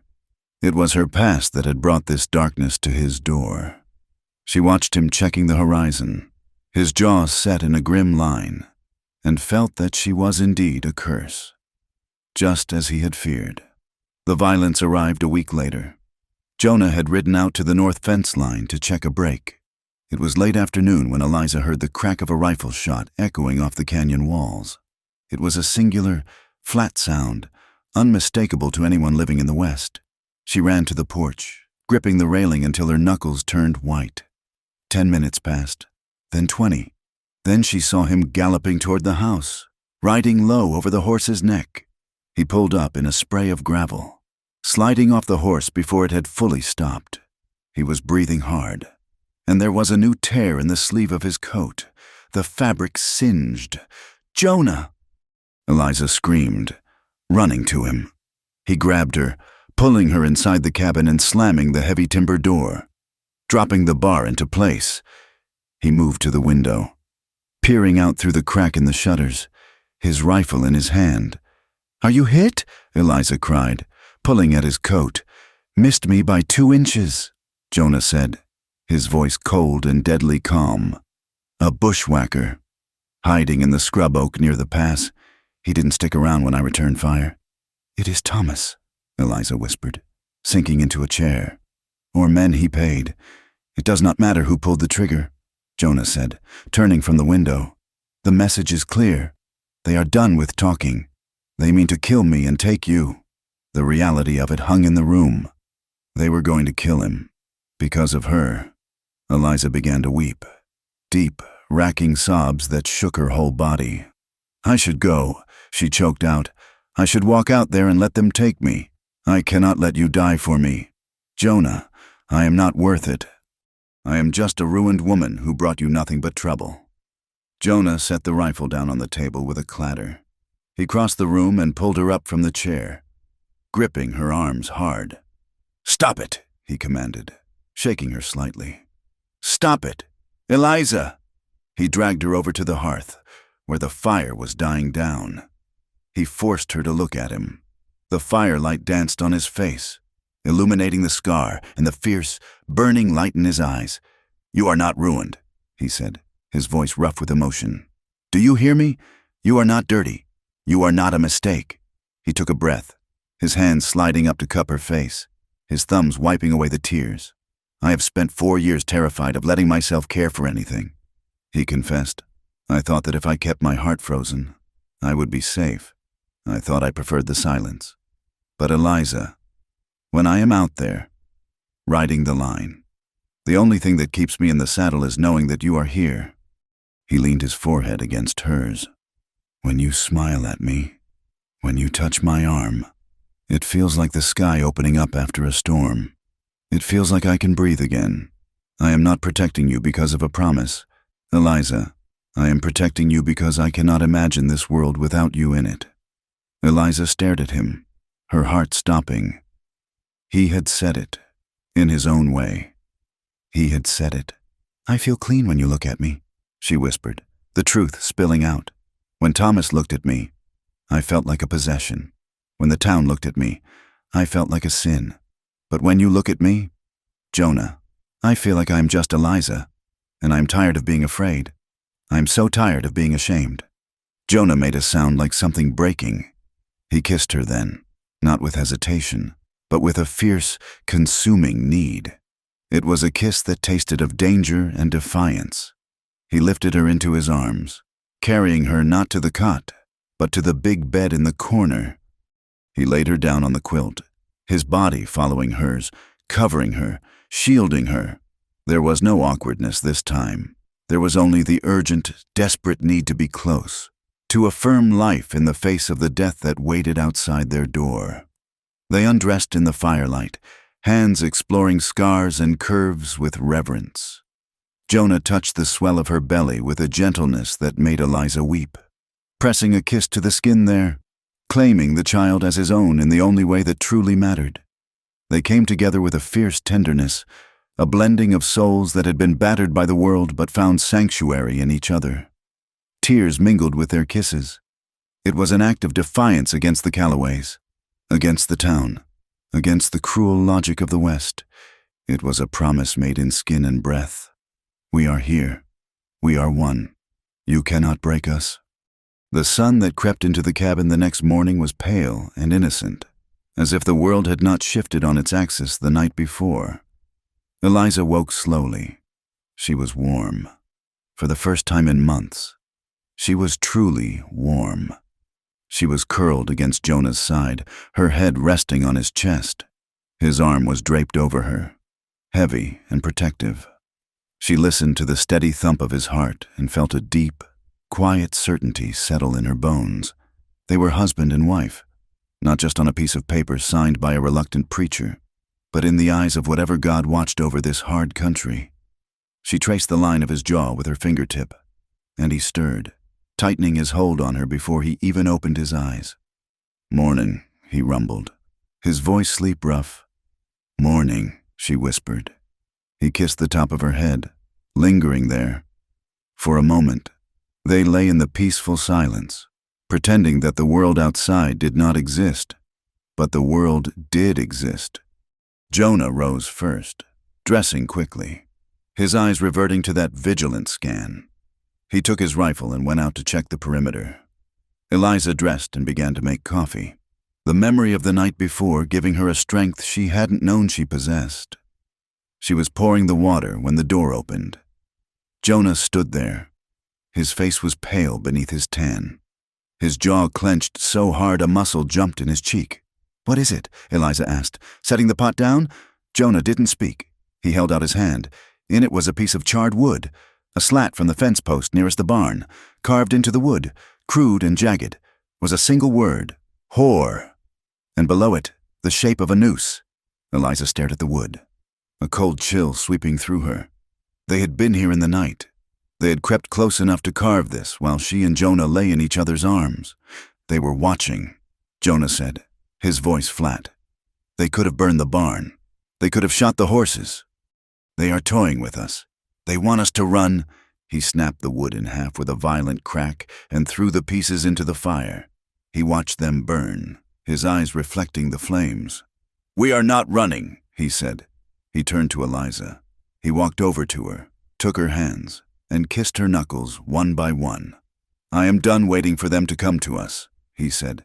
"I am done letting them dictate our lives. We are going to finish this. Eliza, today." Eliza looked at the man she loved, the cowboy who had offered his name without hesitation, the husband who had worshipped her body and soul in the dark. She saw the resolve in him, and she found her own. "Yes," she said, "today." The dawn broke cold and gray, the sun struggling to pierce a layer of slate-colored clouds that hung low over the mesas. The wind had died down in the night, leaving a silence so profound it felt like the holding of breath before a scream. In the cabin, there was no talk of breakfast. Jonah stood by the table, methodically loading his revolver. He checked the action. The click-clack of the cylinder, the only sound in the room. He slid the gun into his holster and tied the leather thong around his thigh, pulling it tight. He looked at Eliza, who was standing by the window, wrapping a heavy woolen shawl around her shoulders over her best dress, the blue calico she had worn the day she was driven out, now mended and cleaned, though it fit snug over her swelling belly. "Are you sure?" Jonah asked, his voice low. He did not look at her. He looked at the door. "Once we ride out of this valley, there is no turning back. If we go to town, we force their hand." Eliza turned to him. Her face was pale, sleepless circles bruising the skin beneath her eyes, but her chin was lifted. She touched the locket at her throat, not the one Thomas had given her, but the simple silver cross Jonah had carved for her weeks ago. "They came to our home. Jonah," she said, "they threatened our lives while we slept. If we stay here, we are just waiting for them to strike a match. I am done waiting." She walked over to him, reaching out to straighten his collar. Her hands trembled slightly, but her grip was firm. "I ran from that town once because I was ashamed," she said. "I am not ashamed anymore. I am Mrs. Jonah Cross, and I will not let them make my child a secret or a sin." Jonah looked down at her, a fierce pride burning in his eyes. He nodded once.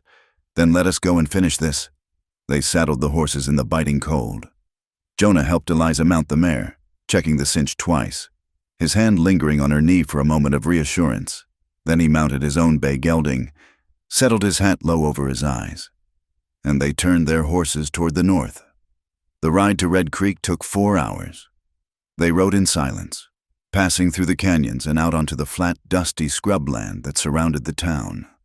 As the buildings came into view, the church steeple, the false fronts of the saloon and the bank, the gallows-like telegraph poles, Eliza felt a wave of nausea.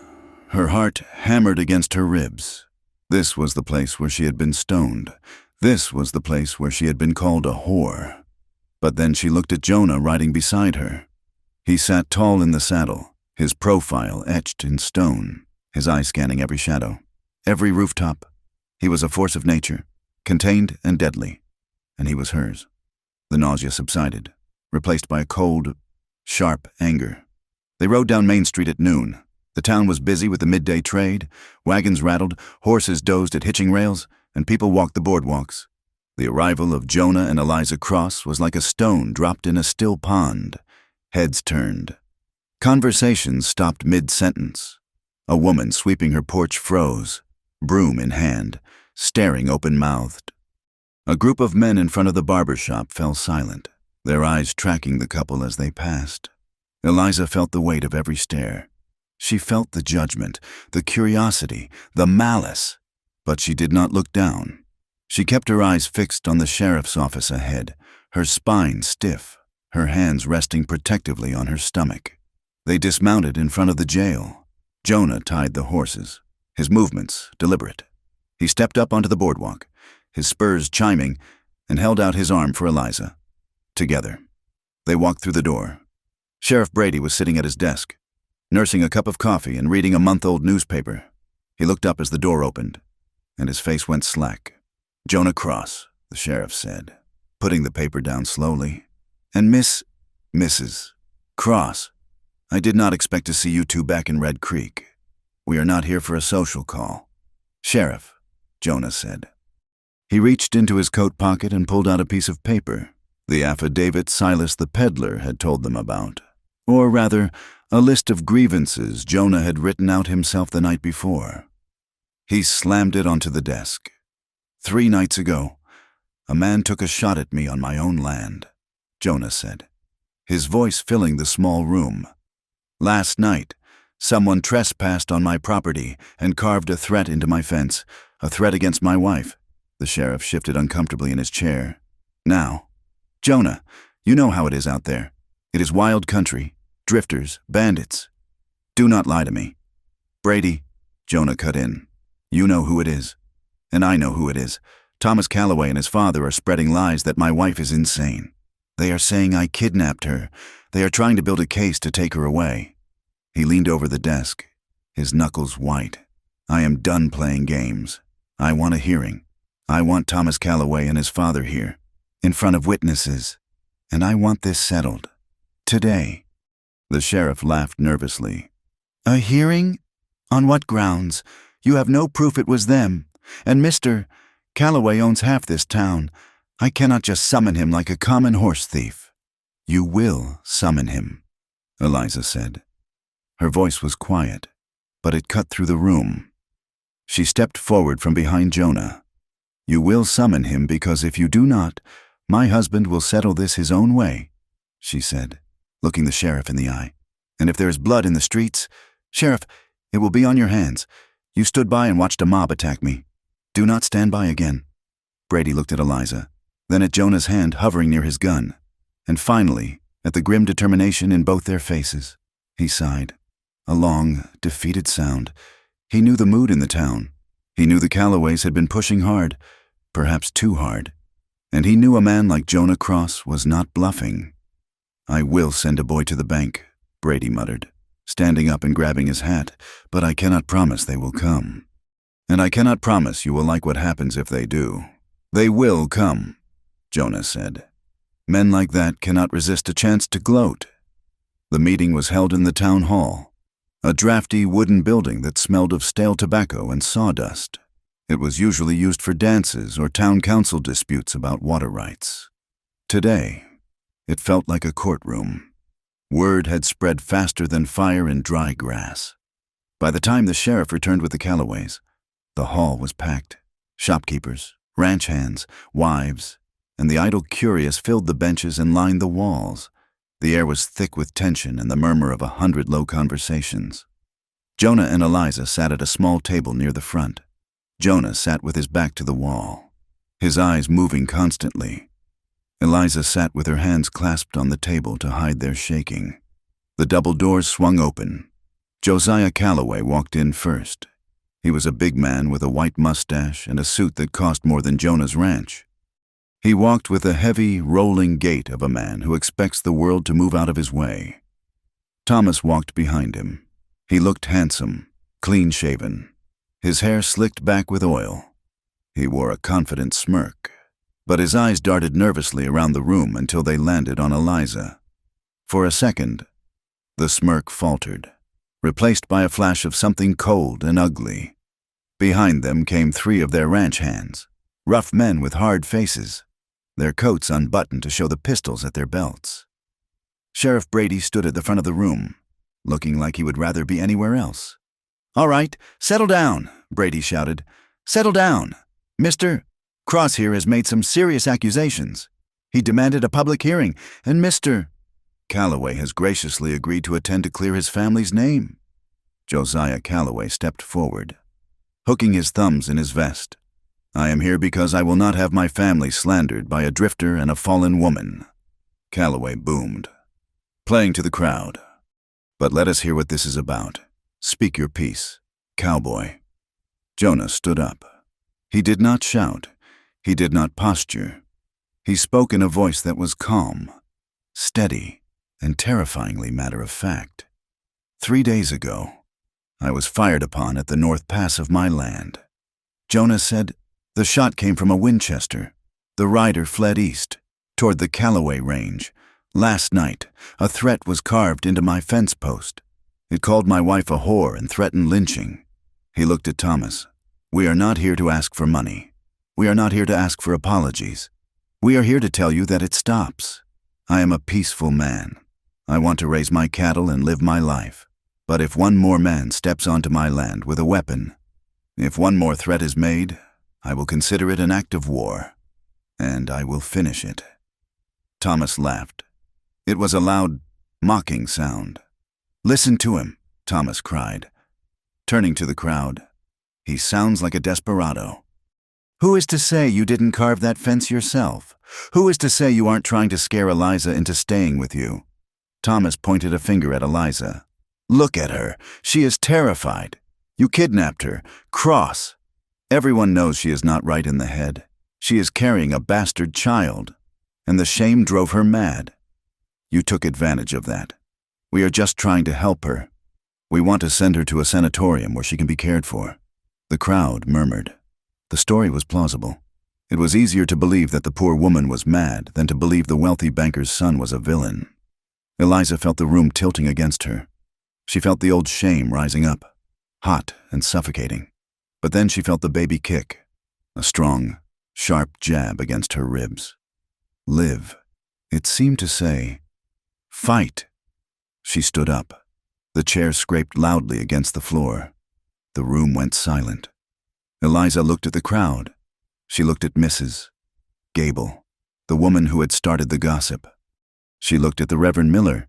Then she looked at Thomas. I am not mad. Thomas, she said. Her voice shook, then steadied. And I was not kidnapped. I went with him because he was the only man in this town who treated me like a human being. She stepped out from behind the table, exposing her pregnant form to the room. You say I am a liar? She asked.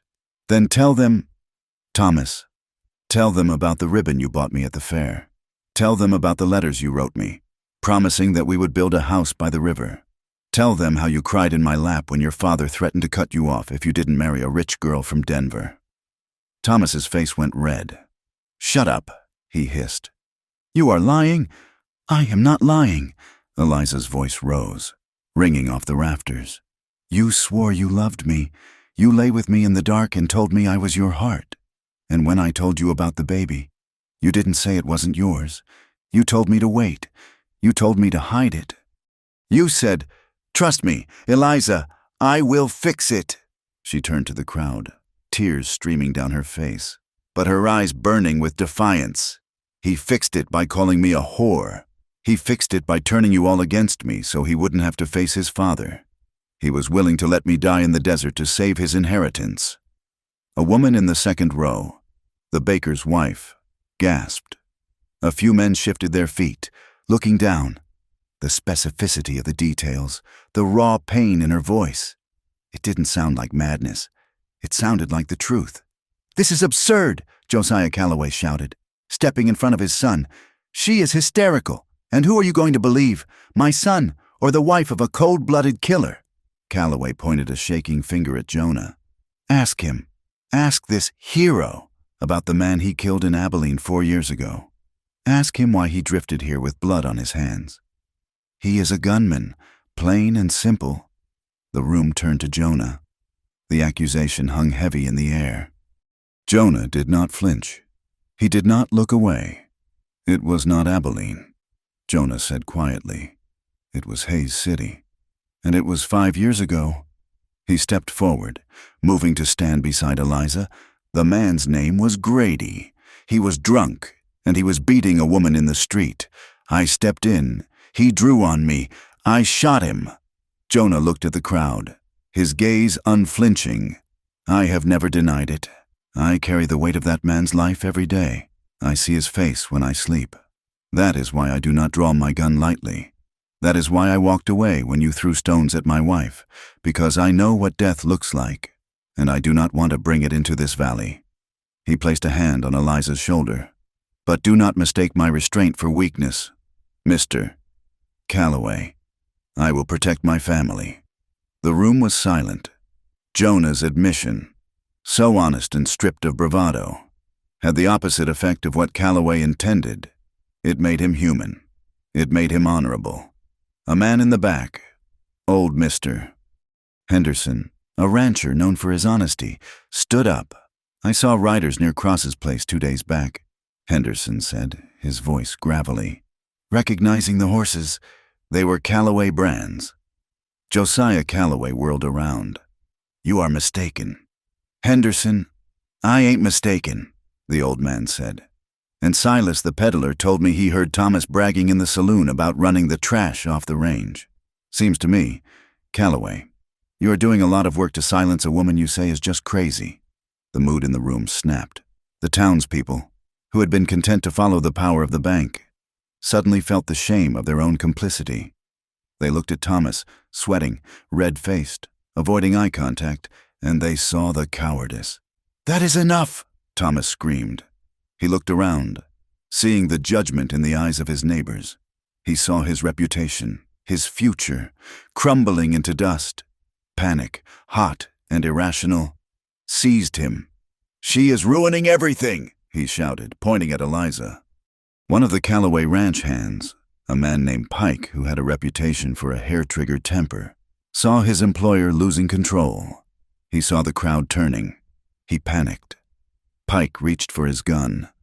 Jonah saw the movement before anyone else. He did not go for his own gun. There were too many people, too much risk of hitting a bystander. "Get down!" Jonah roared, shoving Eliza hard to the floor. He launched himself across the small gap between the tables, tackling Pike just as the gun cleared leather. A shot cracked out, deafening in the enclosed space. The bullet went wild, shattering the window high above the door. Glass rained down. Screams erupted. The room dissolved into chaos. People scrambled over benches, diving for cover. Jonah and Pike hit the floor in a tangle of limbs. Jonah slammed Pike's wrist against the floorboards, forcing the gun from his hand. He drove his fist into Pike's jaw. Once, twice, knocking the man senseless. But in the confusion, the other two Calloway hands drew their weapons. Sheriff Brady was shouting, trying to get a clear line of sight. Thomas, fueled by a blind, animal fury, saw Eliza on the floor. She was trying to scramble away, shielding her stomach. "You witch!" Thomas shrieked. He lunged for her, grabbing her by the arm and hauling her up. He wrapped an arm around her neck, dragging her back against his chest. "Back off!" Thomas screamed, pulling a small derringer from his vest pocket and pressing it to Eliza's temple. "Back off, or I swear I will kill her!" The room froze. The brawling stopped. Jonah, who had just risen from the unconscious Pike, went still as stone. Blood was seeping from a gash on his forehead where he had hit the floor, running into his eye. "Let her go." "Thomas," Jonah said. His voice was terrible, a low, guttural growl. "She did this." Thomas was sobbing now, the gun shaking against Eliza's skin. "She turned you all against me. She should have just left." "Why didn't you just die?" Eliza felt the cold metal of the gun against her head. She smelled the fear sweat on Thomas, the man she had once thought she loved. Terror, cold and paralyzing, washed over her. But then she looked at Jonah. Jonah was standing 10 feet away, his hands held out, his chest heaving. He was bleeding. He was looking at her with an agony that tore at her heart. And suddenly, the terror vanished. It was replaced by a rage so pure, so white-hot that it blinded her to the danger. "No," she thought. "You do not get to do this. Not again." Eliza did not scream for help. She did not beg. She slammed her heel down, driving it into the instep of Thomas's boot with all the force of her fear. Thomas howled in pain, his grip loosening for a fraction of a second. Eliza threw her head back, smashing it into his nose. She felt cartilage crunch. Thomas staggered back, blood spurting from his face. She spun around, her hands clawing. Not a victim, but a mother protecting her young. She raked her nails down his cheek, screaming a sound that was raw and primal. "Get your hands off me!" Thomas flailed, the gun firing harmlessly into the ceiling as he fell back, tripping over a bench. Before he could rise, Jonah was there. He did not use his gun. He kicked the derringer out of Thomas's hand and then grabbed him by the lapels, hauling him up and slamming him against the wall. Jonah pulled back his fist, ready to deliver a blow that might have killed the boy. "Jonah! Don't!" It was Eliza's voice. Jonah froze, his fist trembling in the air. He looked at Thomas, bloody, weeping, broken. Then he looked at Eliza. She was standing amidst the overturned chairs, breathing hard, her hair wild, her dress torn at the shoulder. But she was unharmed. "He is not worth it," she said. Jonah stared at Thomas for 1 second more, then released him with a shove of disgust. Thomas slid down the wall, curling into a ball of misery. Sheriff Brady and 3 other men rushed forward, grabbing Thomas and the ranch hands. "You are under arrest." "Thomas," Brady said, his voice shaking but firm. "Attempted murder, assault, and you, Josiah. I reckon the judge will want a word with you about inciting a riot." Josiah Calloway stood in the center of the room, alone. The crowd had pulled away from him as if he were contagious. He looked at his son, then at the town that no longer feared him. He slumped, suddenly looking like a very old, very small man. The aftermath was a blur of noise and motion. But for Eliza, the world had narrowed down to Jonah. He was leaning against the table, pressing a handkerchief to the cut on his head. His shirt was torn, and blood from Pike's nose was splattered on his coat. She went to him. "Jonah." He looked up. His eyes were clear. "Are you hurt? Did he hurt the baby?" "We are fine," she said, reaching up to touch his face. "We are fine." He let out a breath that seemed to empty his lungs. And then he pulled her into him, burying his face in her neck, holding her so tight she could barely breathe. They stood there in the wrecked town hall, oblivious to the sheriff shouting orders and the townspeople staring. When they finally walked out of the hall, the sun was beginning to set, casting long shadows across the street. A group of women was standing near the door. Mrs. Gable was among them. She looked at Eliza, then at her own hands. "Mrs. Cross, Mrs. Gable said, her voice thin. She didn't finish. There were no words that could fix what had been done, but she stepped back, dipping her head in a gesture of respect and shame. The other women did the same. Eliza nodded to them. She did not smile. She did not offer forgiveness. Not yet, but she accepted the peace. Jonah untied the horses. He moved stiffly, the adrenaline fading to leave bruises and exhaustion. He helped Eliza mount, wincing as he lifted his arm. "Can you ride?" she asked. "I can ride," he said. They turned the horses toward the south, toward the open plains and the ranch that waited in the valley. They did not look back at Thomas Calloway being marched to the jail. They did not look back at the town. They rode out as they had ridden in, side by side. But this time, the silence between them was not heavy.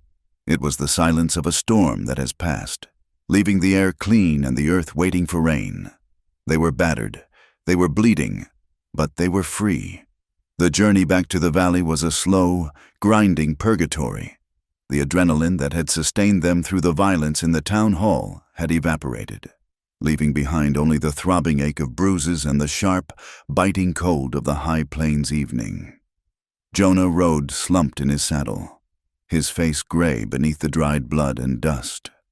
Every step his horse took seemed to send a fresh jolt of pain through his ribs where he had hit the floor, and the cut on his forehead continued to weep sluggishly, staining his collar. Eliza rode beside him, her hand often reaching out to steady his arm or check his reins. She had taken the lead, guiding their small cavalcade through the deepening shadows of the canyons. She watched him with a hawk-like intensity, her heart lurching every time he swayed or hissed a breath through clenched teeth. She was exhausted, her own body heavy with the child and the emotional toll of the day. But she felt a strange, vibrating energy running through her veins. They were leaving the town behind. The buildings, the faces, the judgment. It all shrank into the distance. No longer a prison, but simply a place they had conquered. The silence of the plains was vast, but it was no longer empty. It felt clean. The wind that rushed through the dry grass sounded like a broom sweeping away the debris of the past. By the time they reached the cabin, the moon was high and white, casting a spectral glow over the barn and the corrals. Jonah slid from his saddle and nearly went to his knees. Eliza was there in an instant, ducking under his arm to take his weight. "Lean on me," she commanded, her voice fierce. "I can manage," Jonah grunted, though he leaned heavily against her, his breathing ragged. "You are stubborn as a mule, mister." "Cross," she said, guiding him toward the door. "But you are not sleeping in the barn tonight.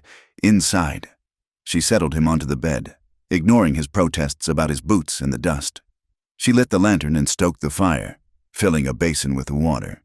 As she cut away the sleeve of his shirt to tend to the graze on his arm and wash the gash on his head, her hands began to tremble. It was not the blood that shook her. She had seen blood before. It was the fragility of him.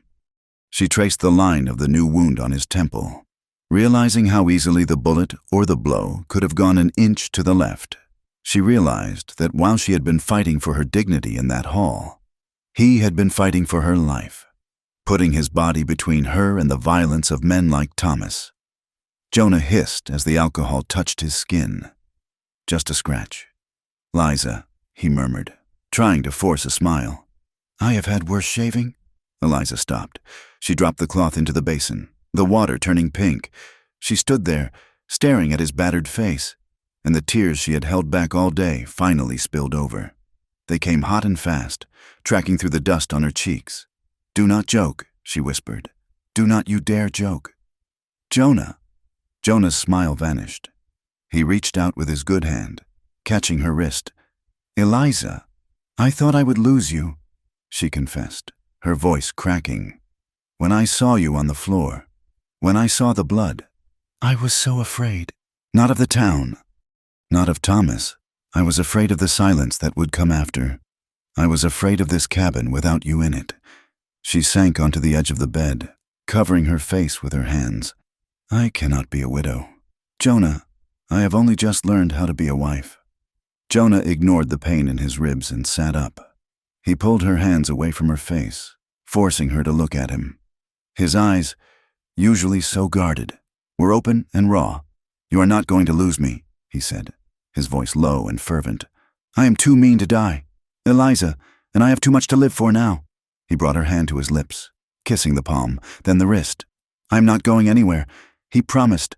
"As long as there is breath in my lungs, I am right here." Eliza leaned forward, resting her forehead against his chest, careful of his bruises. She listened to the steady, strong beat of his heart, the drumbeat of their survival. The recovery was slow. Jonah was confined to the cabin for 3 days, his ribs bound tight, his head aching if he moved too fast. For the first time since they had arrived, the roles were reversed. Eliza became the master of the ranch. She rose before dawn, wrapping herself in Jonah's heavy canvas coat to ward off the chill. She went to the barn, milking the cow and feeding the horses. She hauled water from the well, gritting her teeth against the weight, counting the steps to the trough. She checked the fences, walking the perimeter with a heavy stick in hand, her eyes scanning the horizon just as she had seen Jonah do 100 times. The work was grueling. Her back ached constantly, and her hands grew rougher, calloused from the rope and the wood. But with every bucket she hauled, with every bale of hay she threw, a new strength bloomed inside her. She was not the seamstress who had cowered in a rented room. She was a woman of the West. She was keeping this world alive while her husband healed. One afternoon, she was out in the vegetable patch, pulling the last of the stubborn weeds from around the squash. When she saw a rider approaching, she stood up, her hand going instinctively to the pitchfork she had stuck in the earth. It was not an enemy. It was Frank Kelleher, their neighbor, driving a buckboard wagon. Beside him sat his wife, Martha, and in the back was their teenage daughter, Sarah. Eliza wiped her hands on her apron and walked to the gate to meet them. She did not lower her eyes. She stood tall, her belly prominent, her chin lifted. "Afternoon, Frank," she called out. "Afternoon, Mrs. Cross," Frank said, tipping his hat. "We heard about the trouble in town. Heard Jonah took a beating." "He is healing," Eliza said. "He is too stubborn to stay down for long." Martha Kelleher climbed down from the wagon. She was holding a basket covered with a checkered cloth. She walked up to the fence, her face flushed with an emotion that looked painfully like embarrassment.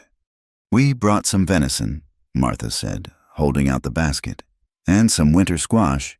We figured you might be busy with the ranch work and all." Eliza looked at the basket, then at the woman who had sat in her kitchen months ago and judged her with every sip of coffee. "Thank you, Martha," Eliza said. "That is kind of you." Martha hesitated. She looked at the ground, twisting her hands in her skirt. "We heard what you said in the hall," she said quietly, "about Calloway, about everything. It took a lot of courage to speak up like that. Most women would have run. I was tired of running," Eliza said simply. The teenage daughter, Sarah, peered over the side of the wagon. She was looking at Eliza with wide, saucer-like eyes. It was not a look of judgment. It was a look of awe. To this girl, raising her brothers on a lonely homestead, Eliza was not a fallen woman. She was a warrior. She was someone who had faced the dragon and lived. Eliza smiled at the girl, a genuine warm smile. The girl blushed and smiled back. "We best be going," Frank said, sensing the moment was done. "You tell Jonah to holler if he needs help with the branding next month." "I can spare a hand." "I will tell him," Eliza said. As the wagon rolled away, Eliza stood at the gate, the basket of venison heavy in her arm. The wind tugged at her skirts, but it didn't feel cold. It felt like a handshake. They belonged here now. They had paid their dues in blood and truth. News trickled in over the next few weeks. Silas the peddler brought word that Thomas Calloway and the man who fired the shot had been denied bail by a circuit judge who had no love for vigilante justice. They were being moved to a jail in Denver to await trial. Josiah Calloway had withdrawn from the town council, shamed by the public turning of the tide. It did not fix everything. There were still people in Red Creek who would cross the street to avoid Eliza, who would whisper that a marriage certificate did not wash away a sin. But they did so quietly now. The power to hurt her, to destroy her life, had been taken from them. October turned to November. The air grew sharp and crystalline. The cottonwoods along the creek turned a brilliant, burning gold before dropping their leaves to the gray earth. Jonah recovered. His bruises faded to yellow and then vanished. The cut on his head became a scar, a white line that joined the map of his history. He and Eliza fell into a rhythm that was deeper and quieter than before. They spent the long evenings by the fire. Jonah whittled a cradle from pine wood, smoothing the edges with a piece of glass until it was soft as silk. Eliza sewed tiny garments from the flannel Silas had brought, her needle flashing in the firelight. They talked about the cattle. They talked about the winter wheat. But mostly, they just sat in the companionship of two people who have seen the worst of each other and found it worthy of love. Sometimes, Jonah would stop his work and just watch her. "What?" Eliza would ask, looking up. "Nothing," he would say, a softness in his eyes that melted her heart. "Just making sure you are real." "I am real, Jonah, and I am getting bigger by the minute." He would laugh, a low rumble that vibrated in the small room, and the ghosts that haunted the corners of the cabin seemed to retreat a little further into the shadows. The baby came on the night of the first snow. It started with a low ache in Eliza's back that wrapped around her belly like a tightening belt. By midnight, the wind was howling around the eaves, driving snow against the shutters with a sound like throwing sand. Eliza paced the floor, stopping to grip the back of the chair when the pains washed over her. Jonah built up the fire, his face pale but his hands steady. He boiled water. He laid out clean sheets. He did everything he had done once before, years ago, in a tragedy that had nearly broken him. But this time, he refused to let the fear win. When Eliza cried out, doubling over, Jonah was there. He did not retreat into his memories. He anchored himself in the present. "Breathe.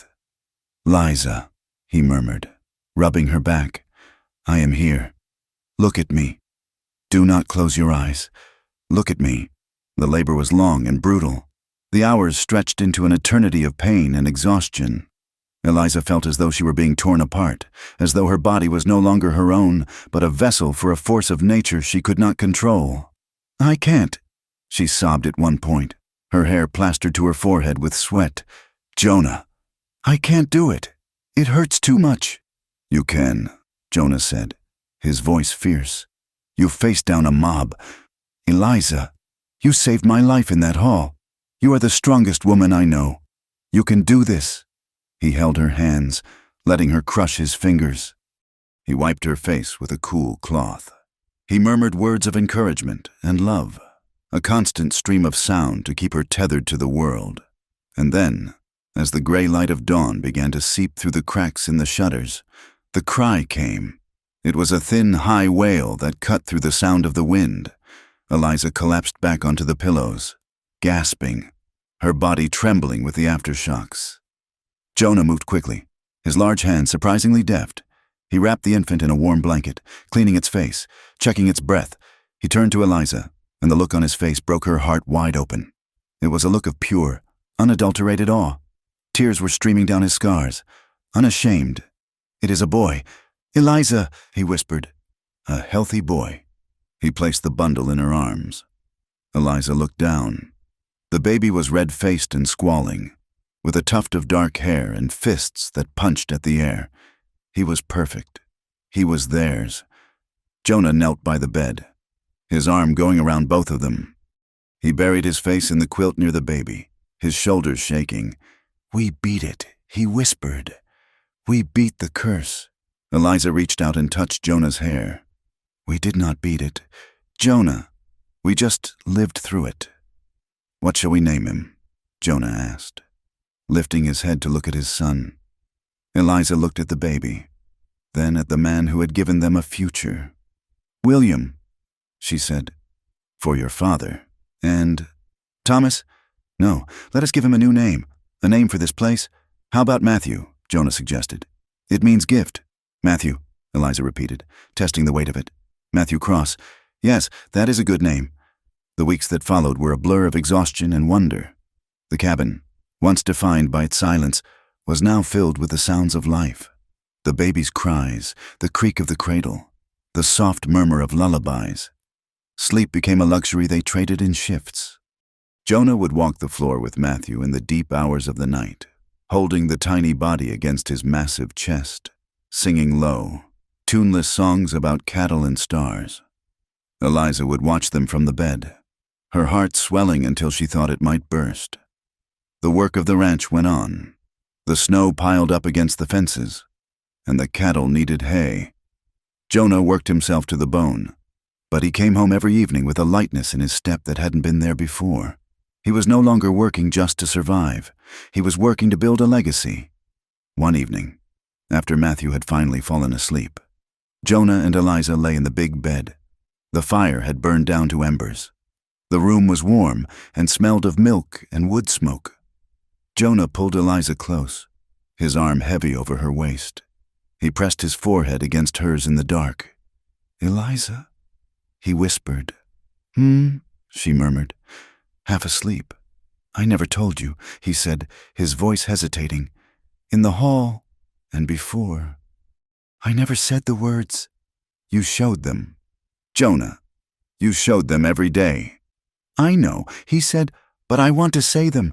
I need to say them." He pulled back slightly so he could see her eyes in the gloom. "I love you, Eliza. Not because I saved you, and not because you saved me. I love you because you are the only fire that ever warmed me. I love you because you are my home." Eliza felt the tears prick her eyes, but they were happy tears. She reached up and kissed him, a slow, deep kiss that held all the promises of the future. "I love you, Jonah," she whispered back. "More than I ever thought I could love anyone." They made love then, slowly and quietly, with the baby sleeping in the cradle nearby. It was not desperate like before. It was an affirmation. It was a claiming. It was the sealing of a bond that had been forged in fire and tempered in the cold wind of the plains. Winter broke. The snow melted into the earth, turning the dry cracks into mud, then into green. The grass came back, hesitant at first, then in a rush of emerald that covered the hills. The creek ran full and clear. Jonah tore down the leaning barn. With the help of Frank Kelleher and 2 other neighbors who rode over to lend a hand, he built a new one, strong, straight, with cedar beams that smelled of the forest. Eliza brought lemonade and sandwiches to the men. Matthew strapped to her chest in a sling, watching the world with wide, dark eyes. The ranch was changing. It was no longer a place of exile. It was a homestead. On a warm afternoon in late spring, Jonah and Eliza walked up to the rise that overlooked their land. The wind was blowing, but it was a warm wind, smelling of sage and damp earth. They stood there, arm in arm. Jonah held Matthew, who was gurgling and grabbing at the brim of his father's hat. Eliza leaned her head against Jonah's shoulder. Below them, the cattle grazed on the new grass. The windmill turned steadily. The new barn stood bright against the weathered gray of the cabin. Smoke rose from the chimney, a thin ribbon of white against the vast, endless blue of the sky. It was a hard land. It had tried to kill them. It had tried to break them with drought and snow and the cruelty of men. But as Eliza looked out at the horizon, she realized that the land had also given them everything. It had stripped away the lies. It had forced them to find the steel in their spines. It had brought them to this moment, standing on a hill, battered but unbroken.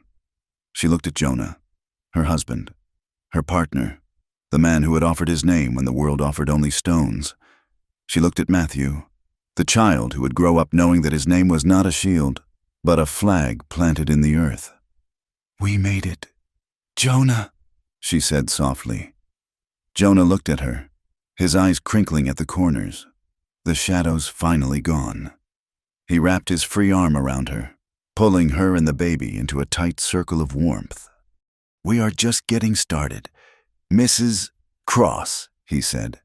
They stood there for a long time, watching the sun dip toward the mountains, turning the west into a sea of gold. And as the first star appeared in the darkening sky, they turned together and walked back down the hill, toward the light in the window, toward home. Thank you for listening to this story of resilience, courage, and love in the American West.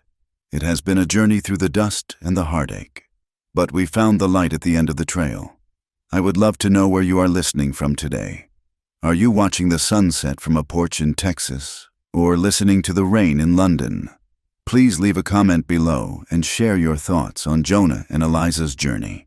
If you enjoyed this story and want to hear more tales from the frontier, please subscribe to From Wild West. We have many more trails to ride together. Until next time, keep your powder dry and your heart open.